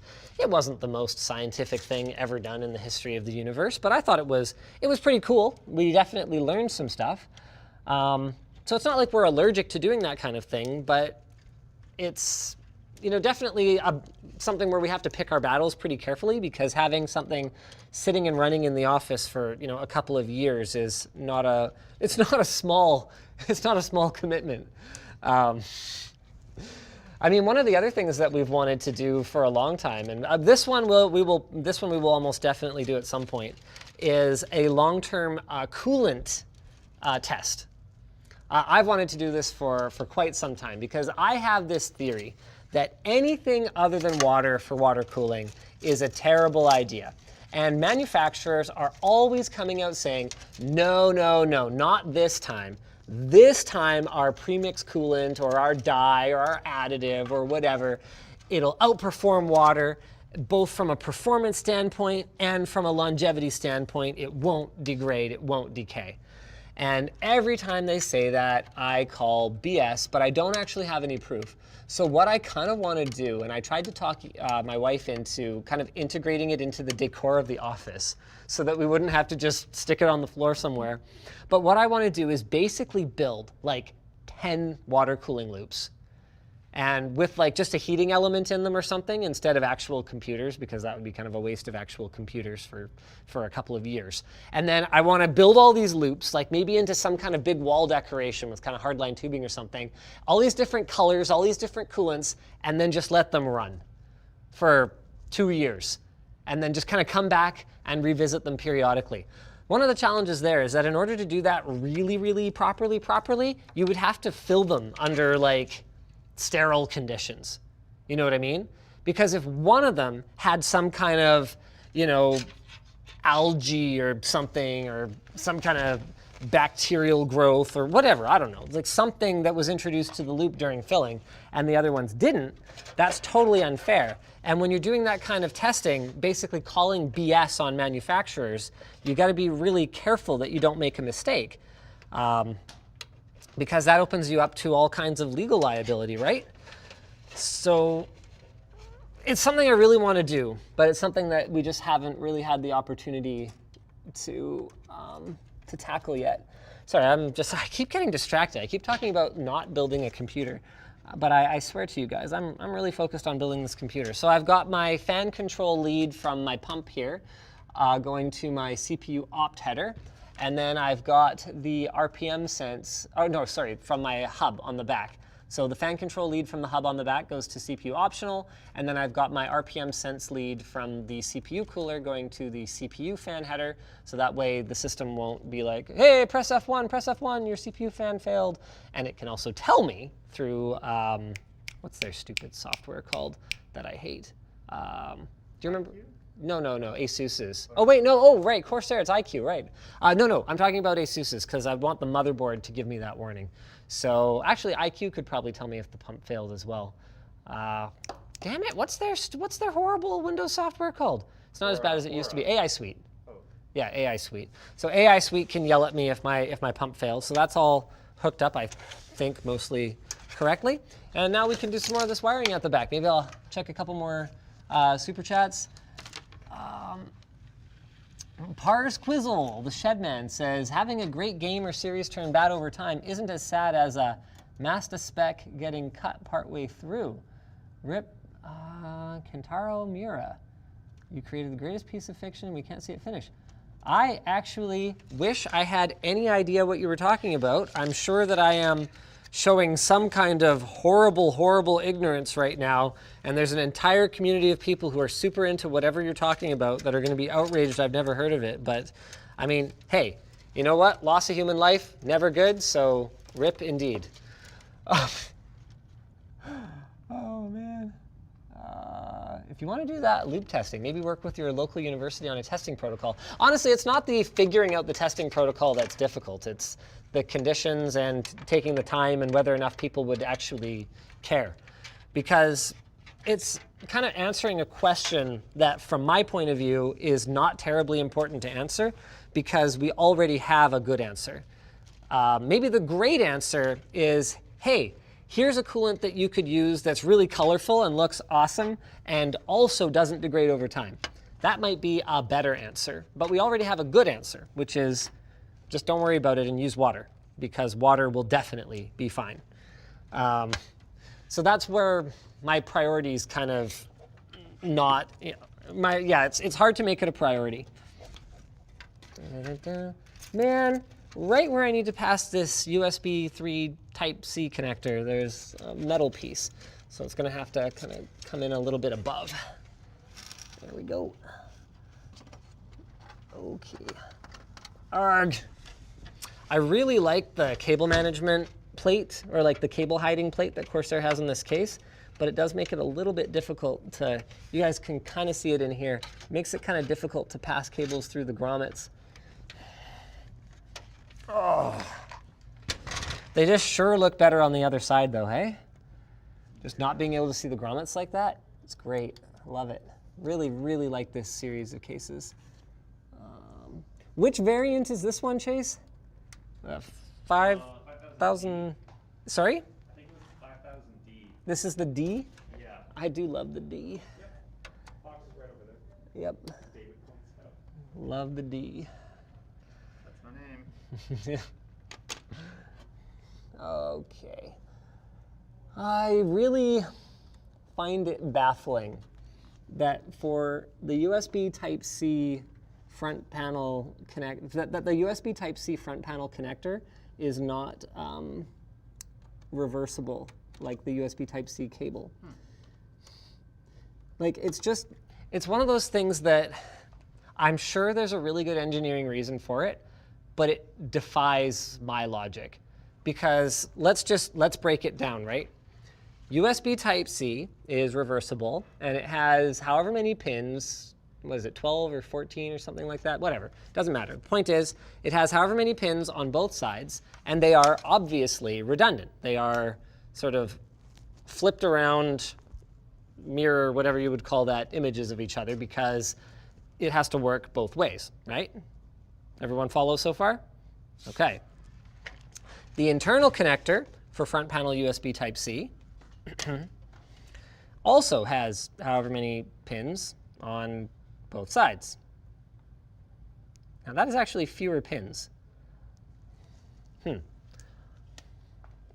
I don't know what the reason they have fewer pins is. I'm sure there's a good reason for it, but I would have imagined that the simplest thing would be to just have a conductor for every pin and then just have it be reversible. But no, it's actually keyed, so it only goes in one way. Now that I realize that it's fewer pins, I suspect that it's some kind of cost-saving measure. Just like the previous conversation we had, it's probably so that you can have fewer conductors in the cable here and you can save some money on the internal cable. Or maybe it improves signal integrity in some way or something.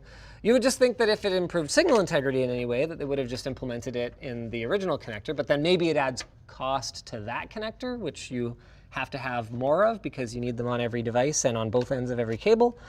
I don't know.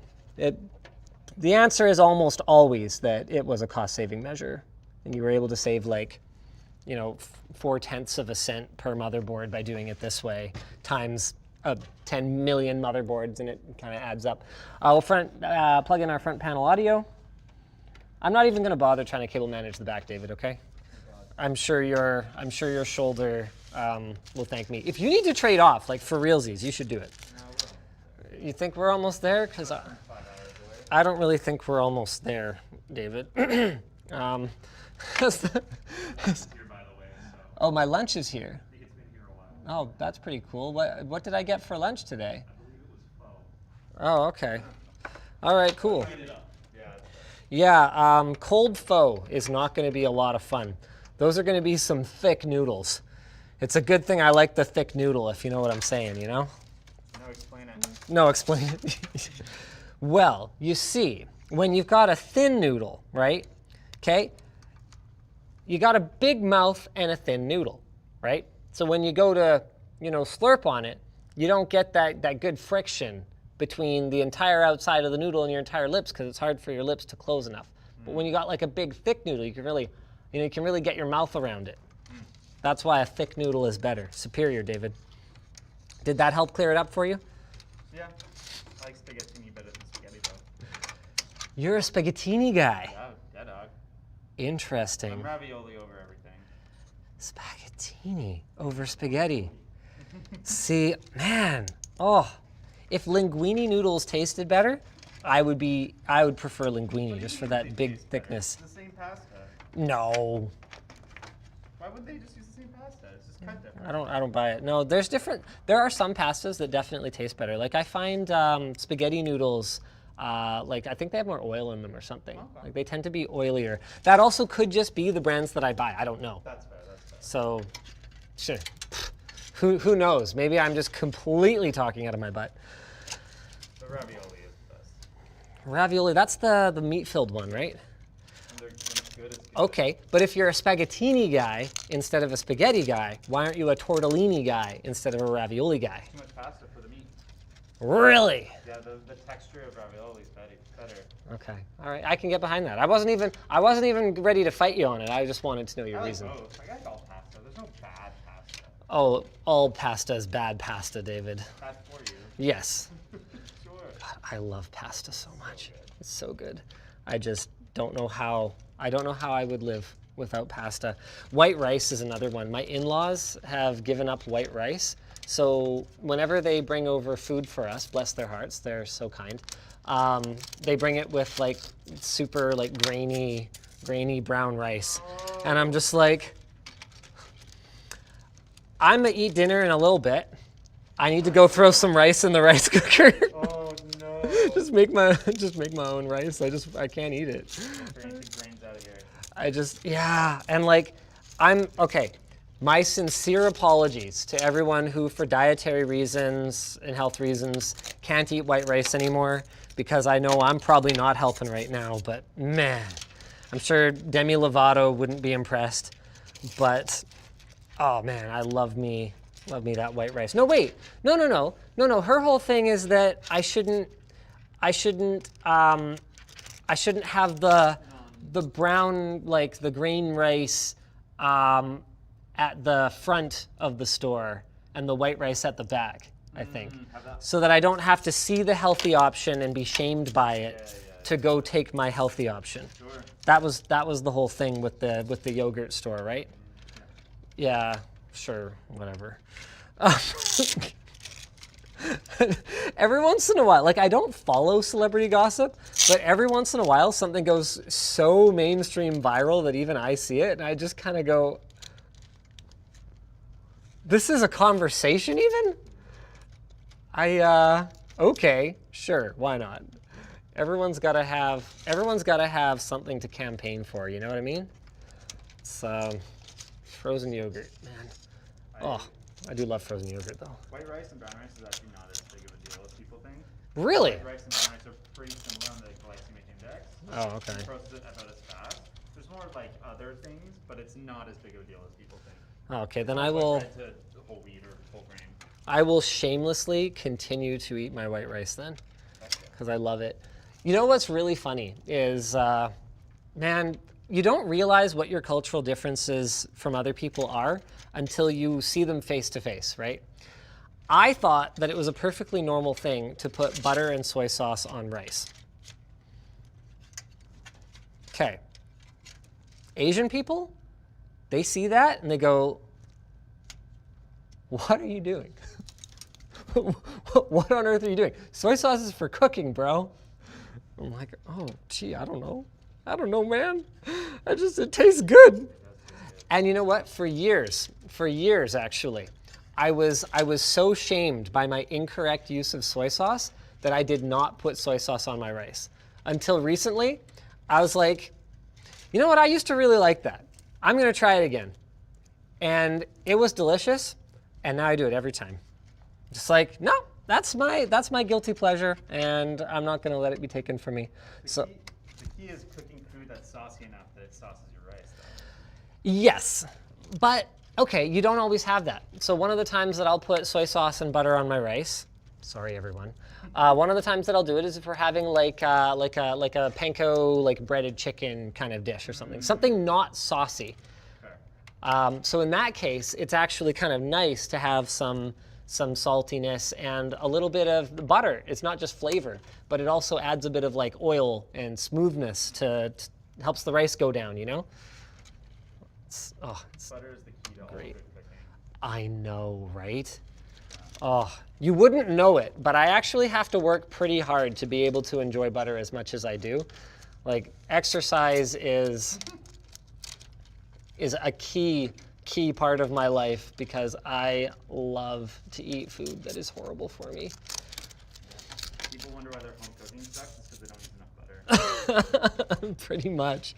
Yeah, I remember being absolutely horrified when I was reading some like expose on how much salt and butter is in restaurant food. Because you just make these assumptions that, like, I don't know, it's probably fine, right? No.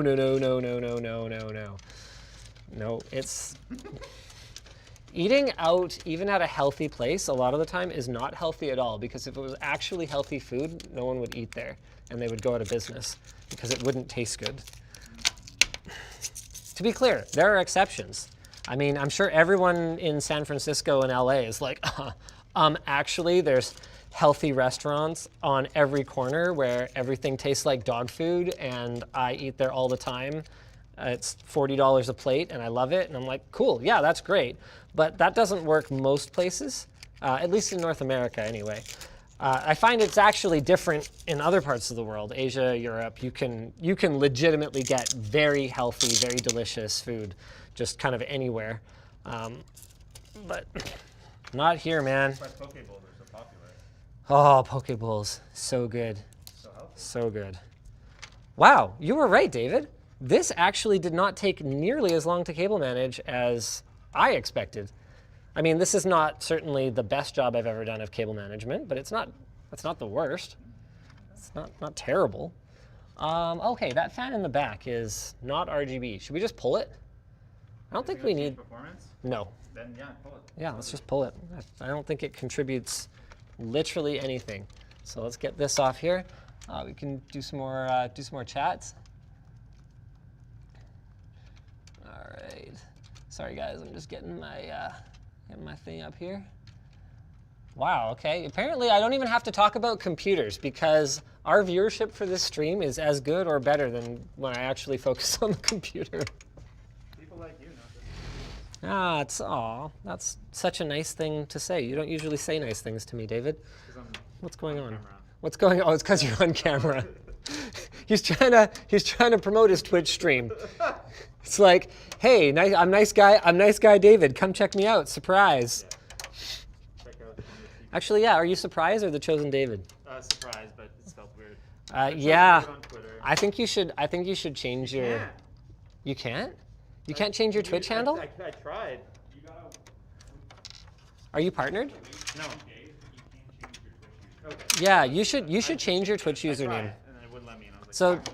oh. Yeah, David set up like a 6 streaming setup as his Intel Extreme Tech upgrade, and he was like, well, I guess I just spent $5,000 of Intel's money and a bunch of my own on a 6 streaming setup. Maybe I should actually stream video games.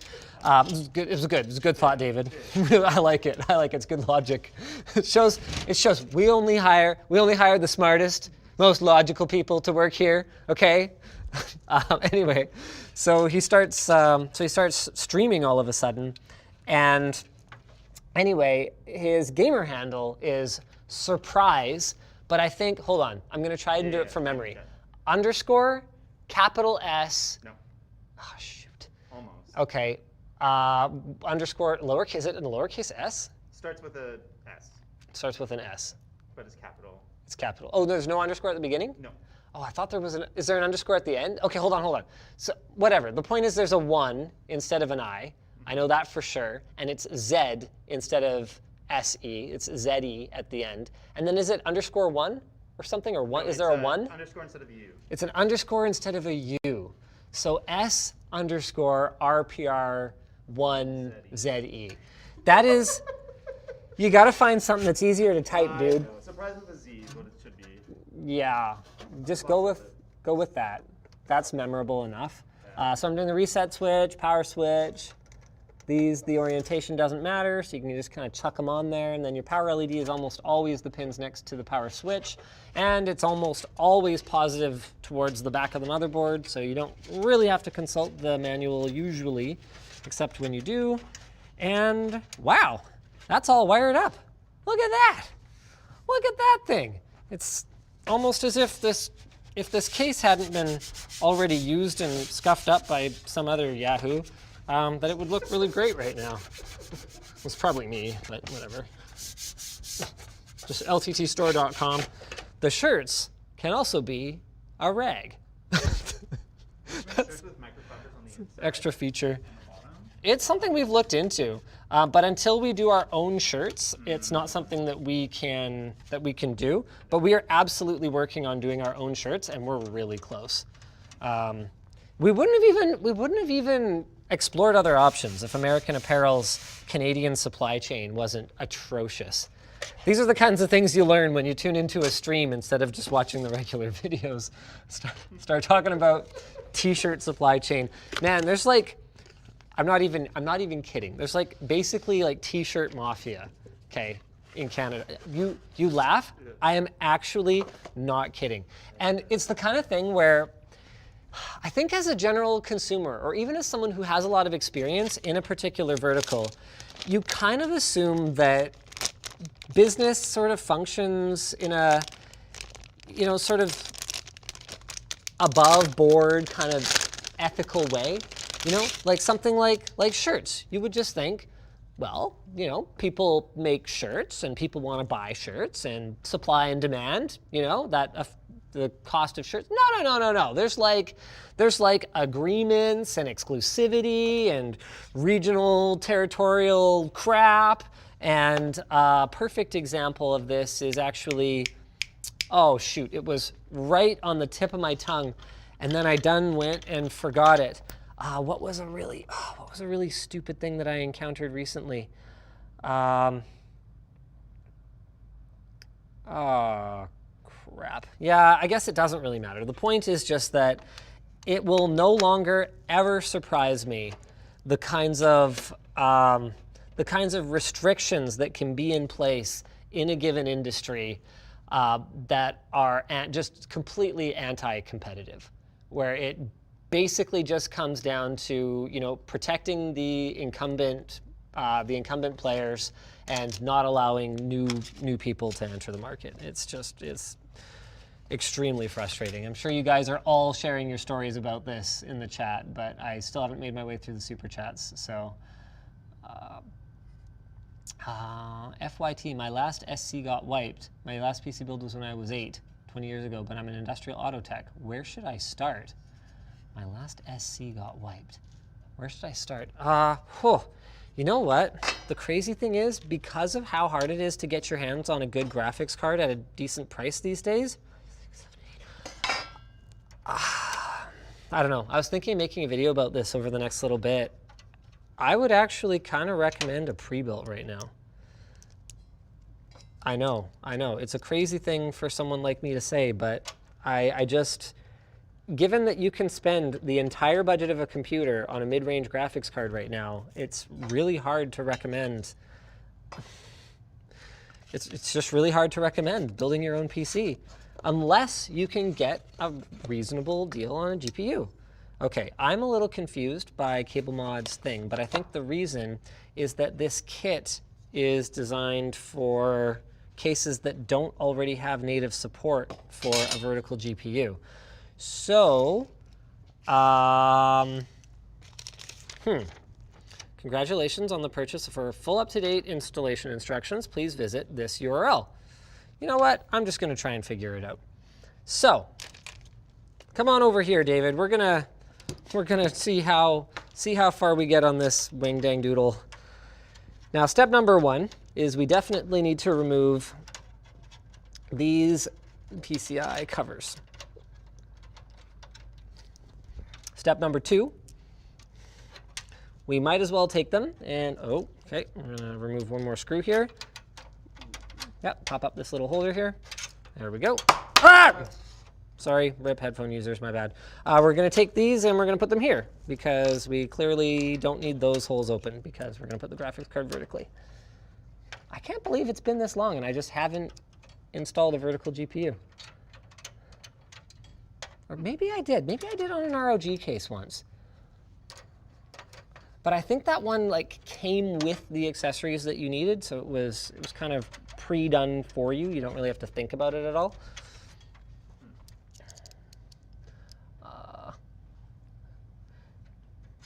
Get David something to drink is what someone in the chat says. David, do you need a water bottle? LTTstore.com. What's that? I have 2 at my desk. 2 at your desk. Yeah, your desk feels pretty far away at this point, I would think. Yeah. Can you grab my water bottle? Yeah. I think he's filling up. Grab the gold one. Thanks, Jake. Thanks, Jake. Jake, he's a good guy. Good guy. All right, so we're putting these thumb screws in here, a little something like this. Now, this is kind of crazy. It kind of looks... Yeah. I don't think it has water, right? Can you fill it up, please? Thanks, Okay. Jake. There's a couple mounting holes here. Right here and right here. And then there's mounting holes on this thing, actually. But they don't quite line up. See? Okay. 1 second. There you go. So there's a hole there and a hole there. But it's just it's like that much off.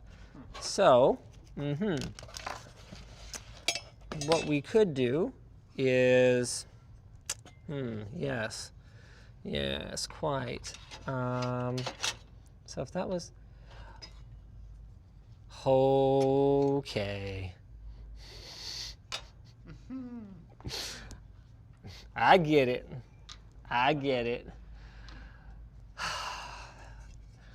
I had someone check before we started building today, because there were a couple of other things about the build that did not appear to have been fully thought through. I had someone check and make sure that this vertical GPU bracket is actually compatible with this case. And they came back to me very promptly and said, yes, Linus, it is compatible. And I said, great. So I proceeded to assume that it was compatible in the sense that I expected it, or in the way that I expected it to be compatible, which is to say that I expected to use the vertical PCI slots that are here on the case. By compatible, apparently what we meant was you rip out all of the horizontal ones and take all of them up with your vertical GPU. This is not the ideal approach and not what I wanted to do, because what's nice about Corsair's approach is that it allows you to install your vertical GPU as kind of like a showcase piece of your build right here and still have other cards installed behind it. What CableMod's approach does is allows you to turn all of your horizontal slots into one vertical slot, and I guess you might as well have just had an ITX motherboard at that point. But hey, I mean, if you really want the vertical GPU and you don't have a case that has native support for it, then this is the way to do it. However, if you have a case that supports it natively, I would strongly recommend just going with the first-party vertical GPU kit rather than a third-party one like this. Oh boy, this is not going to be good. If you want to just put that on the corner of the table, I think that'd be a perfect spot for it, Jake. Thank you. That I'm what, sorry? I know, I like it. I'm trying to make it very odd. Oh, what? The double memes happen right off it. Oh no. All right, thanks, David. I always know you got my back. What's wrong with more line? He got my back, two backs. I'm a beast with two backs right now. Okay, so things get even stupider. David, are you ready for stupider? Oh no. Because compatible doesn't necessarily mean like immediately compatible. It might mean compatible with some modification, okay? Because this is an enthusiast product, all right? Oh, good Lord. Okay, so here we go. Hold on, wait for it, wait for it.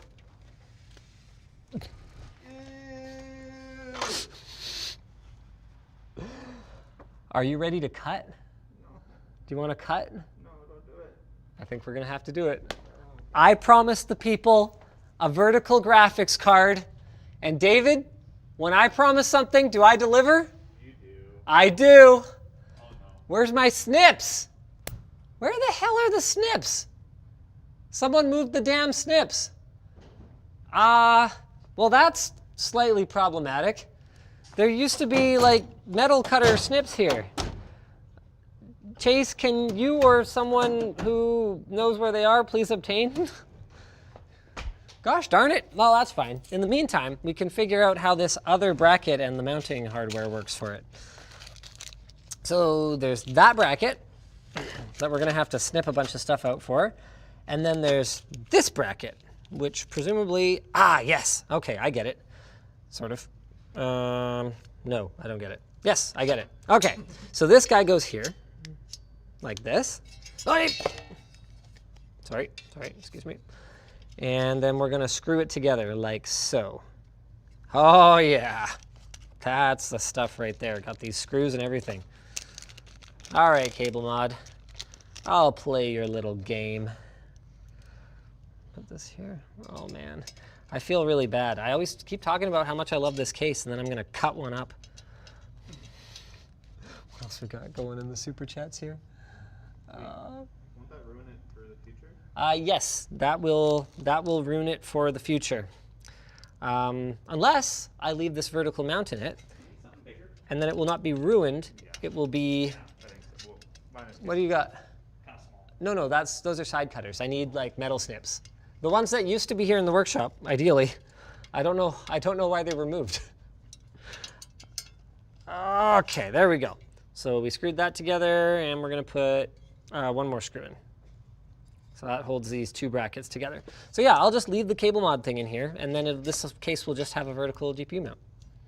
And someone on Craigslist will be really happy to have it. one slot. And one then, slot case. and then when we need another 5000D, we will ask Corsair for another one.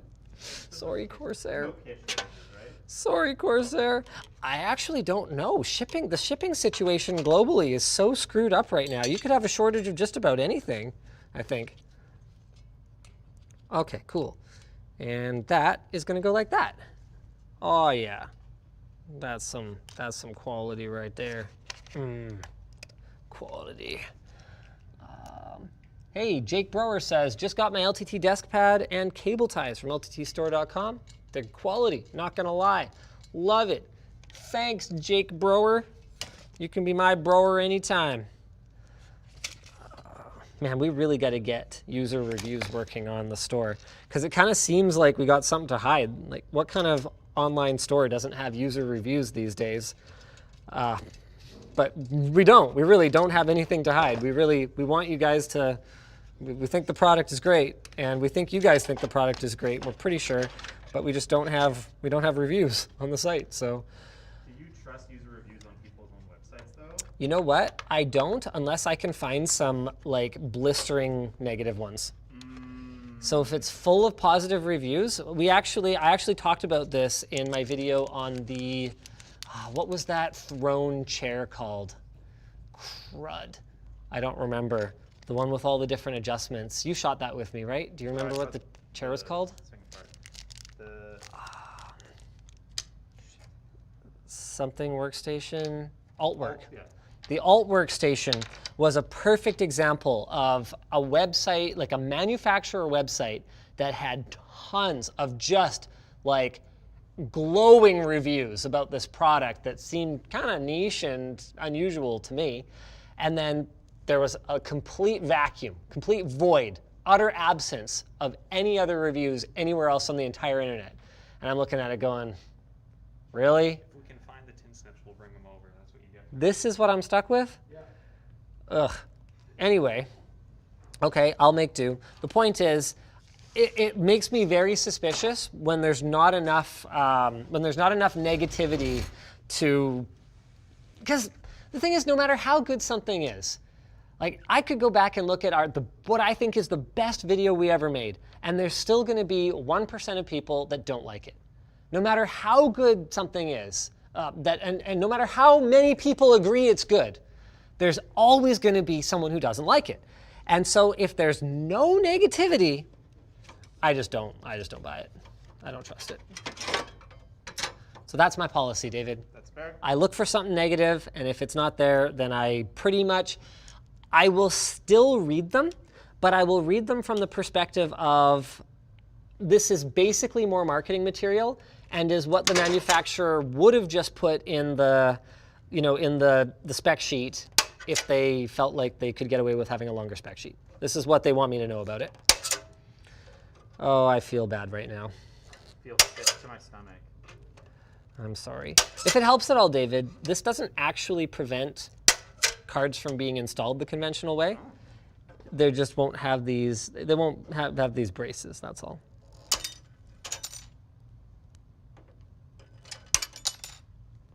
I'm mangling them a little bit too, which is not the best.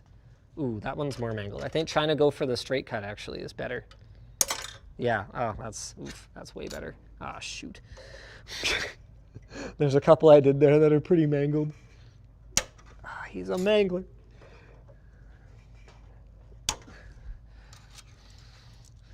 I just ruined your favorite case, Jake.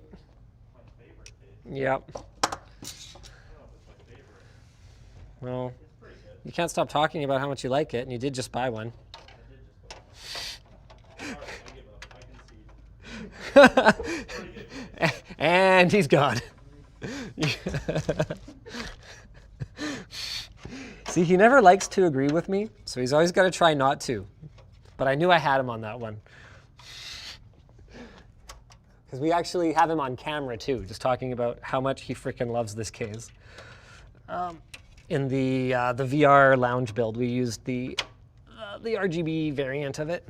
Okay, so that's in now. This is not the most bestest amazing experience I've ever had installing a graphics card, but wait, what? Okay, we might have a slight problem here, ladies and gentlemen. Look how crooked that is. Yeah, that's weird. That is super crooked. I mean, That riser cable kinda- meant to bend that way? I don't know. I mean, is it possible wait. No. See, we're doing this without instructions, but I think we're still gonna get there. Okay, hold on. Yeah, I think it goes in from the outside. Okay, here we go. Oop, drop the thumb screw. No, it's fine. Okay. Yeah, that's a big fat no. Oh, really? Because you got these buddies, right? Those have to go in the other thing. Also, yeah, these aren't threaded. So there's no way that the intention could have been for you to screw into these through that thing. Instruction time? No. We're winging it. We're winging it. I'm just gonna have a crooked GPU, I'm afraid. Yep. We don't have any choice, David. We have to save your arms. We have to save David's arms. David can't hold this camera forever. It's true. There's a limit. All right, here we go. Let me just see if there's any more chats that I should look at. Butter on rice is fine, says Astanov. It's your plate. If they don't like it, they can get their own plate or something like that. It's your rice on your plate, so screw them. I mean, you know what? I think there can be a wrong way to eat something. I think there can be a wrong way to eat something. I think that you should kind of try to eat things the way they're intended to be eaten. Like if you got a doner and you start eating it with a fork and knife, I'm gonna look at you funny. Like, please stop. Yeah, exactly. You know. Same with ribs. You're eating barbecue ribs with a knife and fork. Okay, I eat ribs with a fork and knife. I'm so sorry. I eat ribs with a fork and knife. I pick the meat off the ribs, and in fairness to me, when Yvonne makes ribs, which are the only ribs I'll eat, I won't eat restaurant ribs. They're just never actually good. But when Yvonne makes ribs, she makes them so tender that you basically could not pick up the meat by the bone. If you pick up the bone, by the time it reaches your mouth, you will be holding a bone. So, you know what? I am going to justify my bizarre eating habits with a suck up to my wife, right there. Nice. That's right. I'm efficient like that. Okay, I think I actually screwed up the threading of this hole when I mangled it. So we're gonna rethread it manually. Manual rethreading. Did the riser come with cables? HDMI? No. There's nothing in here. Is it supposed to? Are you looking at the manual, Chase? Are you cheating? Because that's cheating, dog. You can't be looking at the manual, brah. You just cut the case for nothing. I cut the case for nothing. Well, if you had all the cables. Well, I don't see anything. I don't see anything in here. In the box, I can see them. Oh yeah, DisplayPort ×2, PCIe riser included. Yeah, so you can see Oh. behind the, Oh.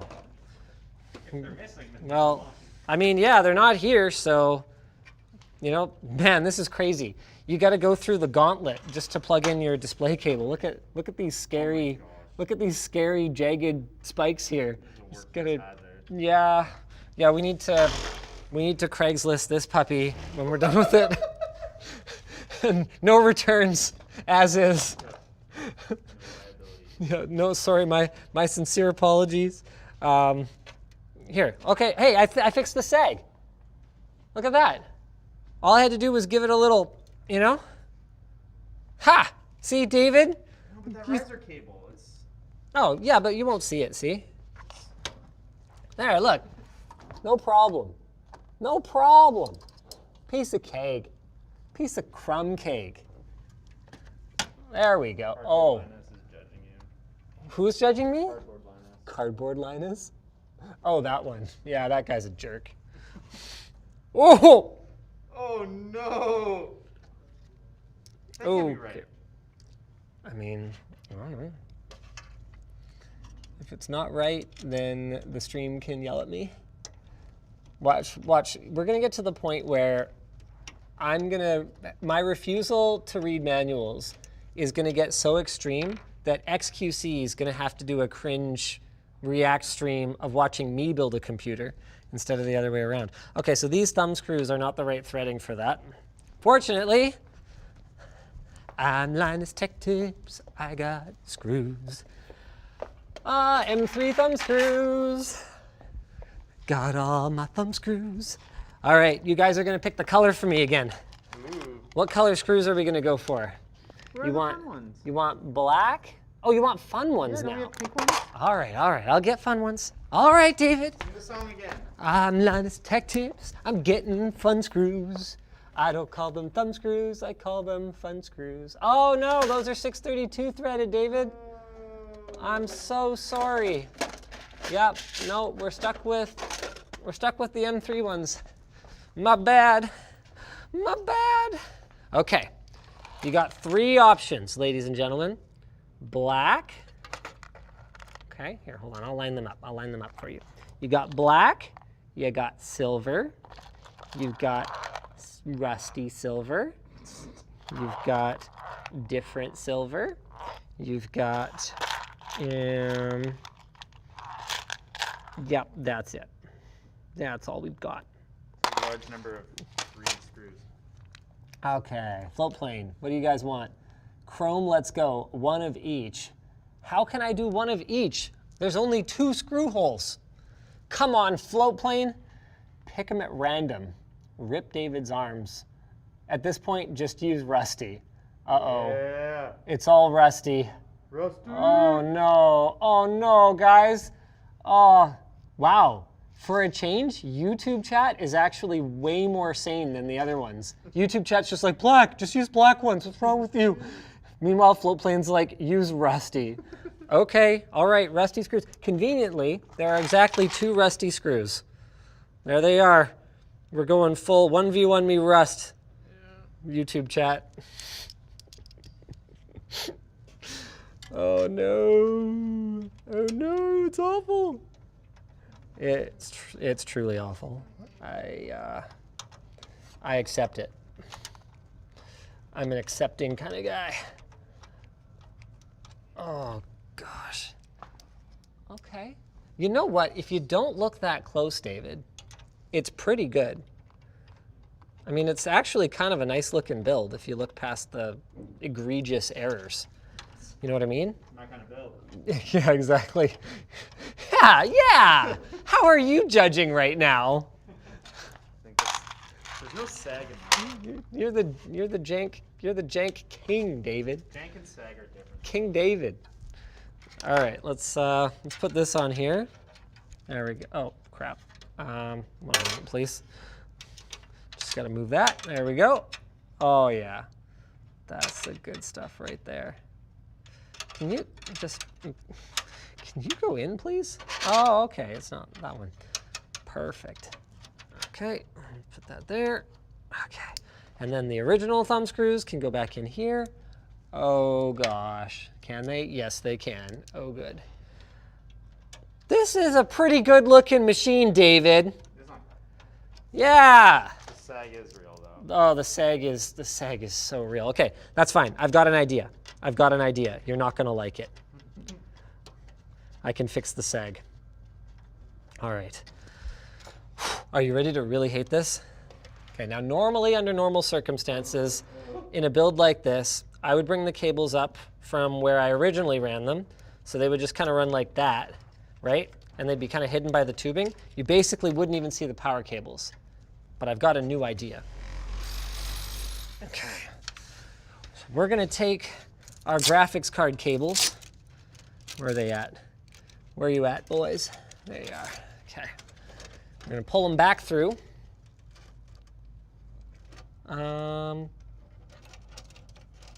we might not even need to, actually. Oh yeah, no, I don't think we even need to. Nope, oh, this is great. Okay, so I'm gonna put these right back where they were. Fantastic. Okay. Oh yeah, this is gonna be good. Oh, ho, ho. Here we go. Chase, can you do me a big favor? Could I get some LTT store cable ties, please? Okay, and then for maximum leverage, I'm gonna take the first connector and put it at the back of the card. Yeah, because we are gonna need a little bit more leverage on the back of the card here. There we go. Okay, ooh, that sagged a little there. Got a little bit of, you got a little bit of saggage, you know? My wife was like, Linus, you're getting a bit of saggage. And I was like, you too, hun. Oh. Okay, got this. No, I'm kidding, I'm kidding. I'm kidding, she doesn't have enough to sag, you know. Hey, anything I said at the roast is still fair game now.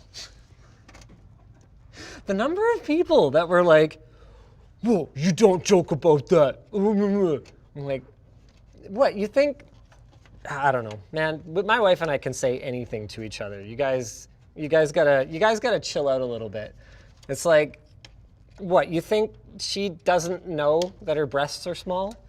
Like that's information that she doesn't have? Is not aware of it or something? It's like, or that, you know, you think that she believes for a second that I never noticed before? Like if I were to say that? Like, I just don't understand. If everyone knows, and everyone knows that everyone knows, then why not just own it? I don't get it. I don't know. I don't know, man. Some people, they just got their sensitivities. All right, so the point is, what I'm trying to do over here is I'm kind of trying to lift the card, and then I want to anchor this cable to the 24 pin real hard here, and it's going to hold the card up, okay? I said you wouldn't like it, David. Okay, just gotta anchor, give it an anchor. Yeah, there we go. Oh yeah. Okay, all right. These are real tech tips right here, dog. Okay. Street tech tips. That's right.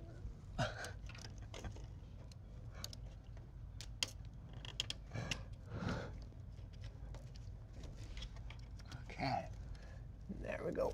One more there. Okay. Then, okay. Huh. How's that for sag? It's still sagging.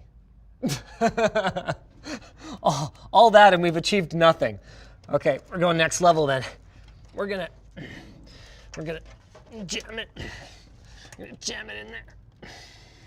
So I'm just gonna give it a little bend. Just gonna hook it on the thing. There we go. Okay. That's a lot better. Yeah. Okay. Now we're gonna go for bonus points, and we're just gonna get it right, not visible anymore. There we go. Ha! Mission accomplished. Literally no problems at all with this computer. Nice. 3 inputs. Yeah. Wait, what? Can you not reach them? No, you can. You can reach them. Yeah, it's 3D. Yeah. Ow, that hurts. My knuckle hit the thing here. No, it's not. That's from something else. I was immediately injured. All right. Pulling it up before you turn it on. No, I'm only putting this one on so that we can see how the cable management ended up looking. Now, don't worry. I don't want any bad GBs today. Ah, come on. Yeah, I think this build has been cursed enough. All right, sweet. great. Okay, it's a little, a little crammed back there. But once we put the side panel on, dang, this is gonna look like I cable managed it. Oh, there we go. Not freaking bad. Okay, let's get it plugged in and make sure that all the fans spin and all the lights light up and all that good stuff before we actually power it on. There we go. And there we go. And there we go. What do you think? Is it gonna just power up first try? Yeah, I think so. Oh, oh, not too shabby. I mean, it's really the setting could use a little bit of work here. You gotta kind of, oh boy, just kind of, you know, how curious are you to see what these look like? I'm pretty curious too. Can we? Put it in the back. Yeah, let's plug this in real quick. I want to know. I don't even know what these fans are called. Just Corsair sent them over and they're like, hey, we got some new fans. I'm like, oh, okay. So let's plug into power, I guess. Get some power up in here. There it goes. And then plug into, I'll just unplug one of the other RGB fans.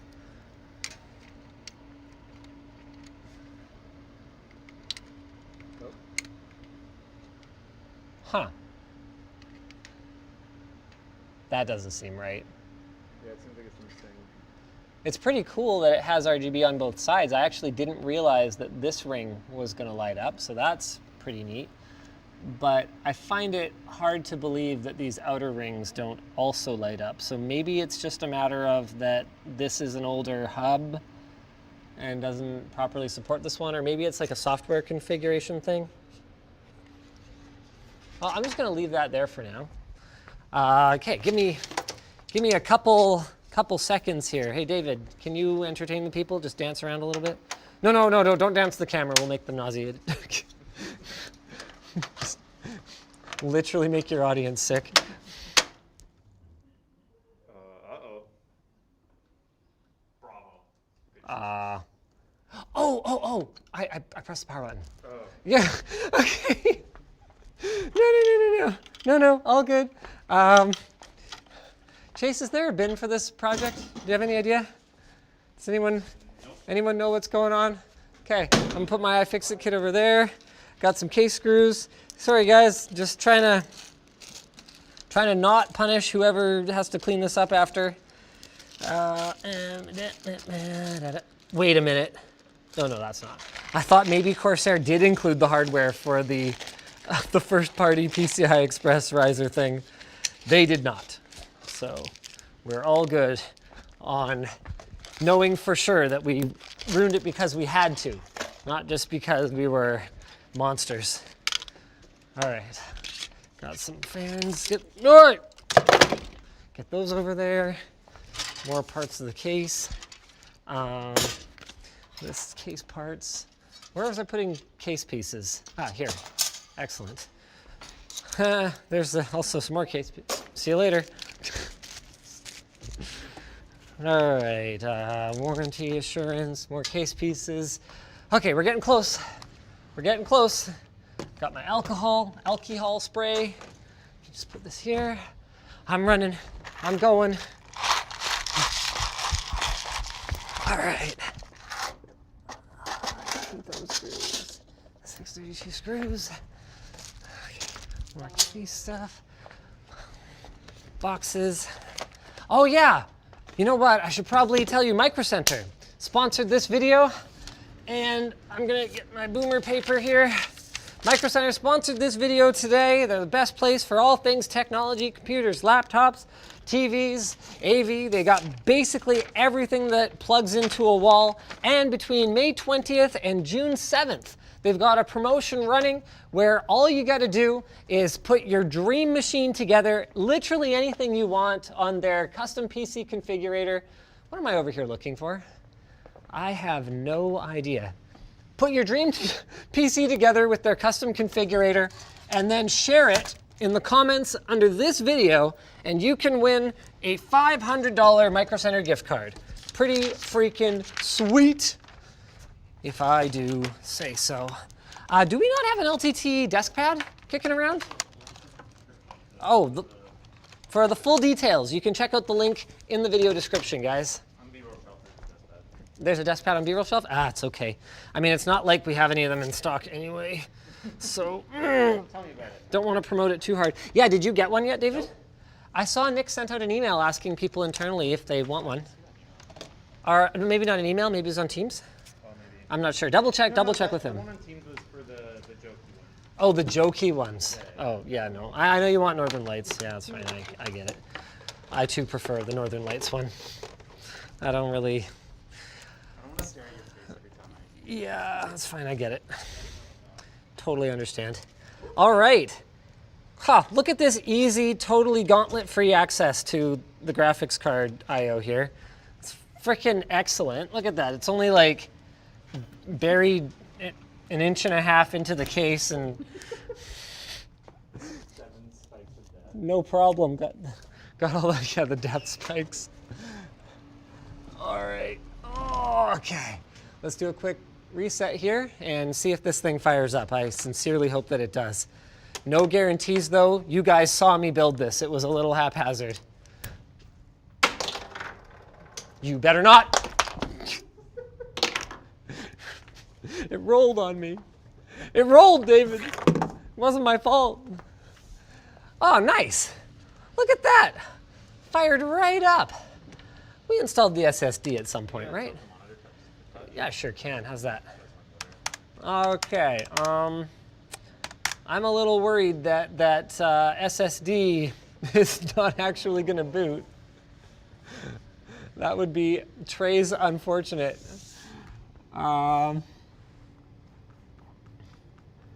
Floatplane wants me to do the Sarah shake test on the finished computer. Do you think we should do that? No. I mean, it seems like a pretty good idea to me. No, not with that riser.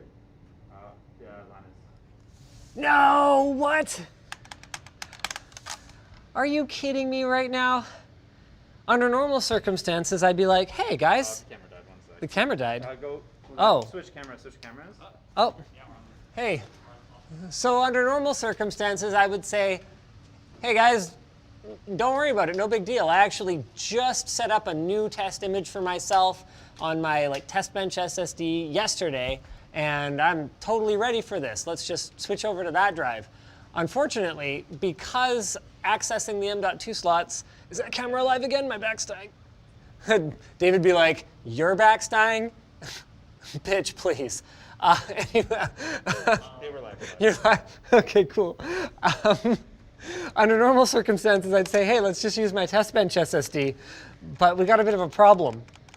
How the heck am I supposed to get at the M.2 slots?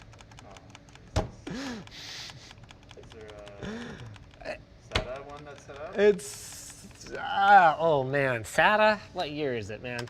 I think I'd rather do nothing. Oh, okay, hold on. Boot option 1, here. I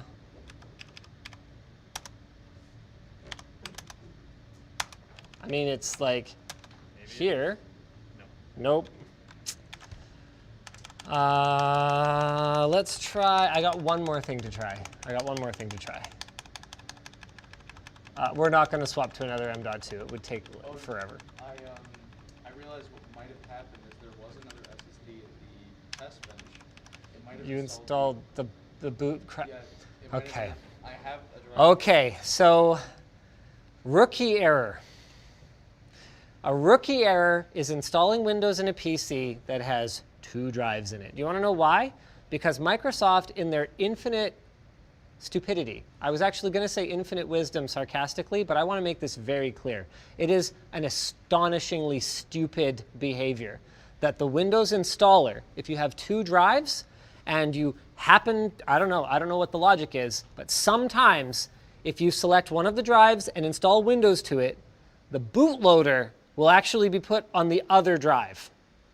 So what happens is you've got this 2-drive system that you cannot boot Windows with only one of the drives installed. And there's no like resiliency reason to do it that way. It's not like it would be, oh, well, you wouldn't want a corrupt bootloader on the same place as all of your data.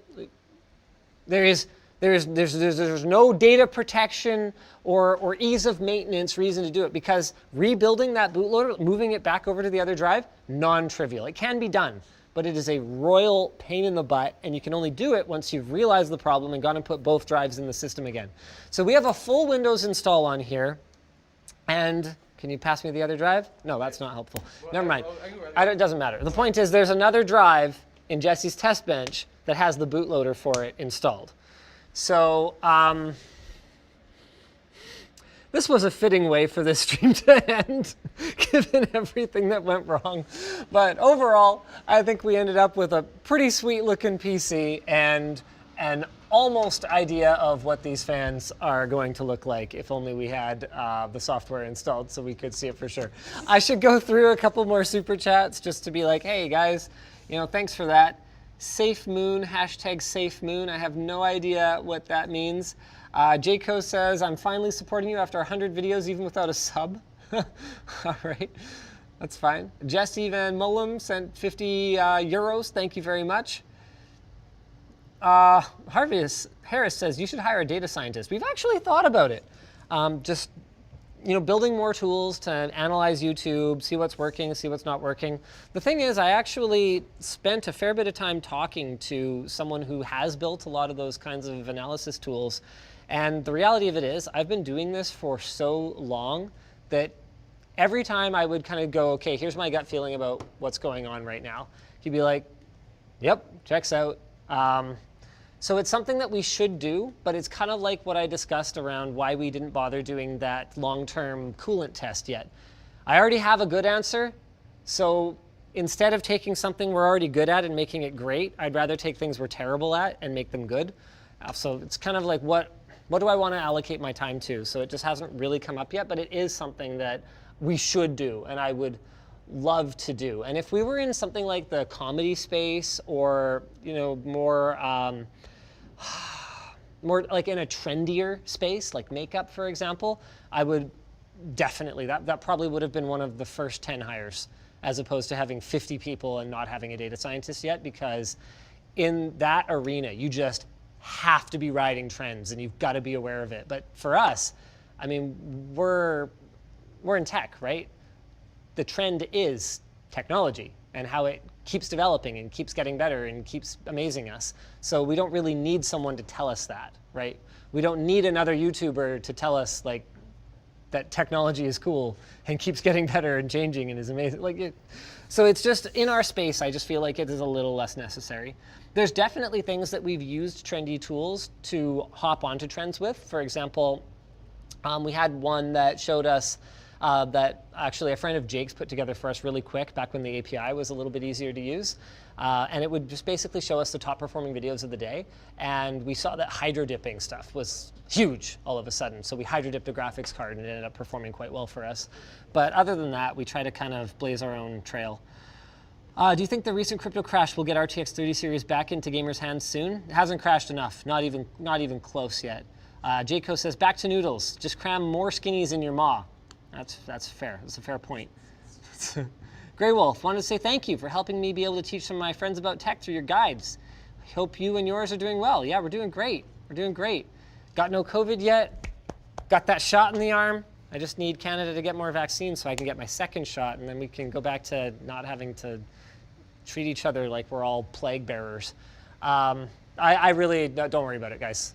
Okay. All right. So thank you so much for tuning in. Thank you to Micro Center for sponsoring the video. Go. They have a call to action? You mean other than this one? Links for the parts are in our description. Yeah, links. Oh, really? Oh, links for all these parts are in the video description.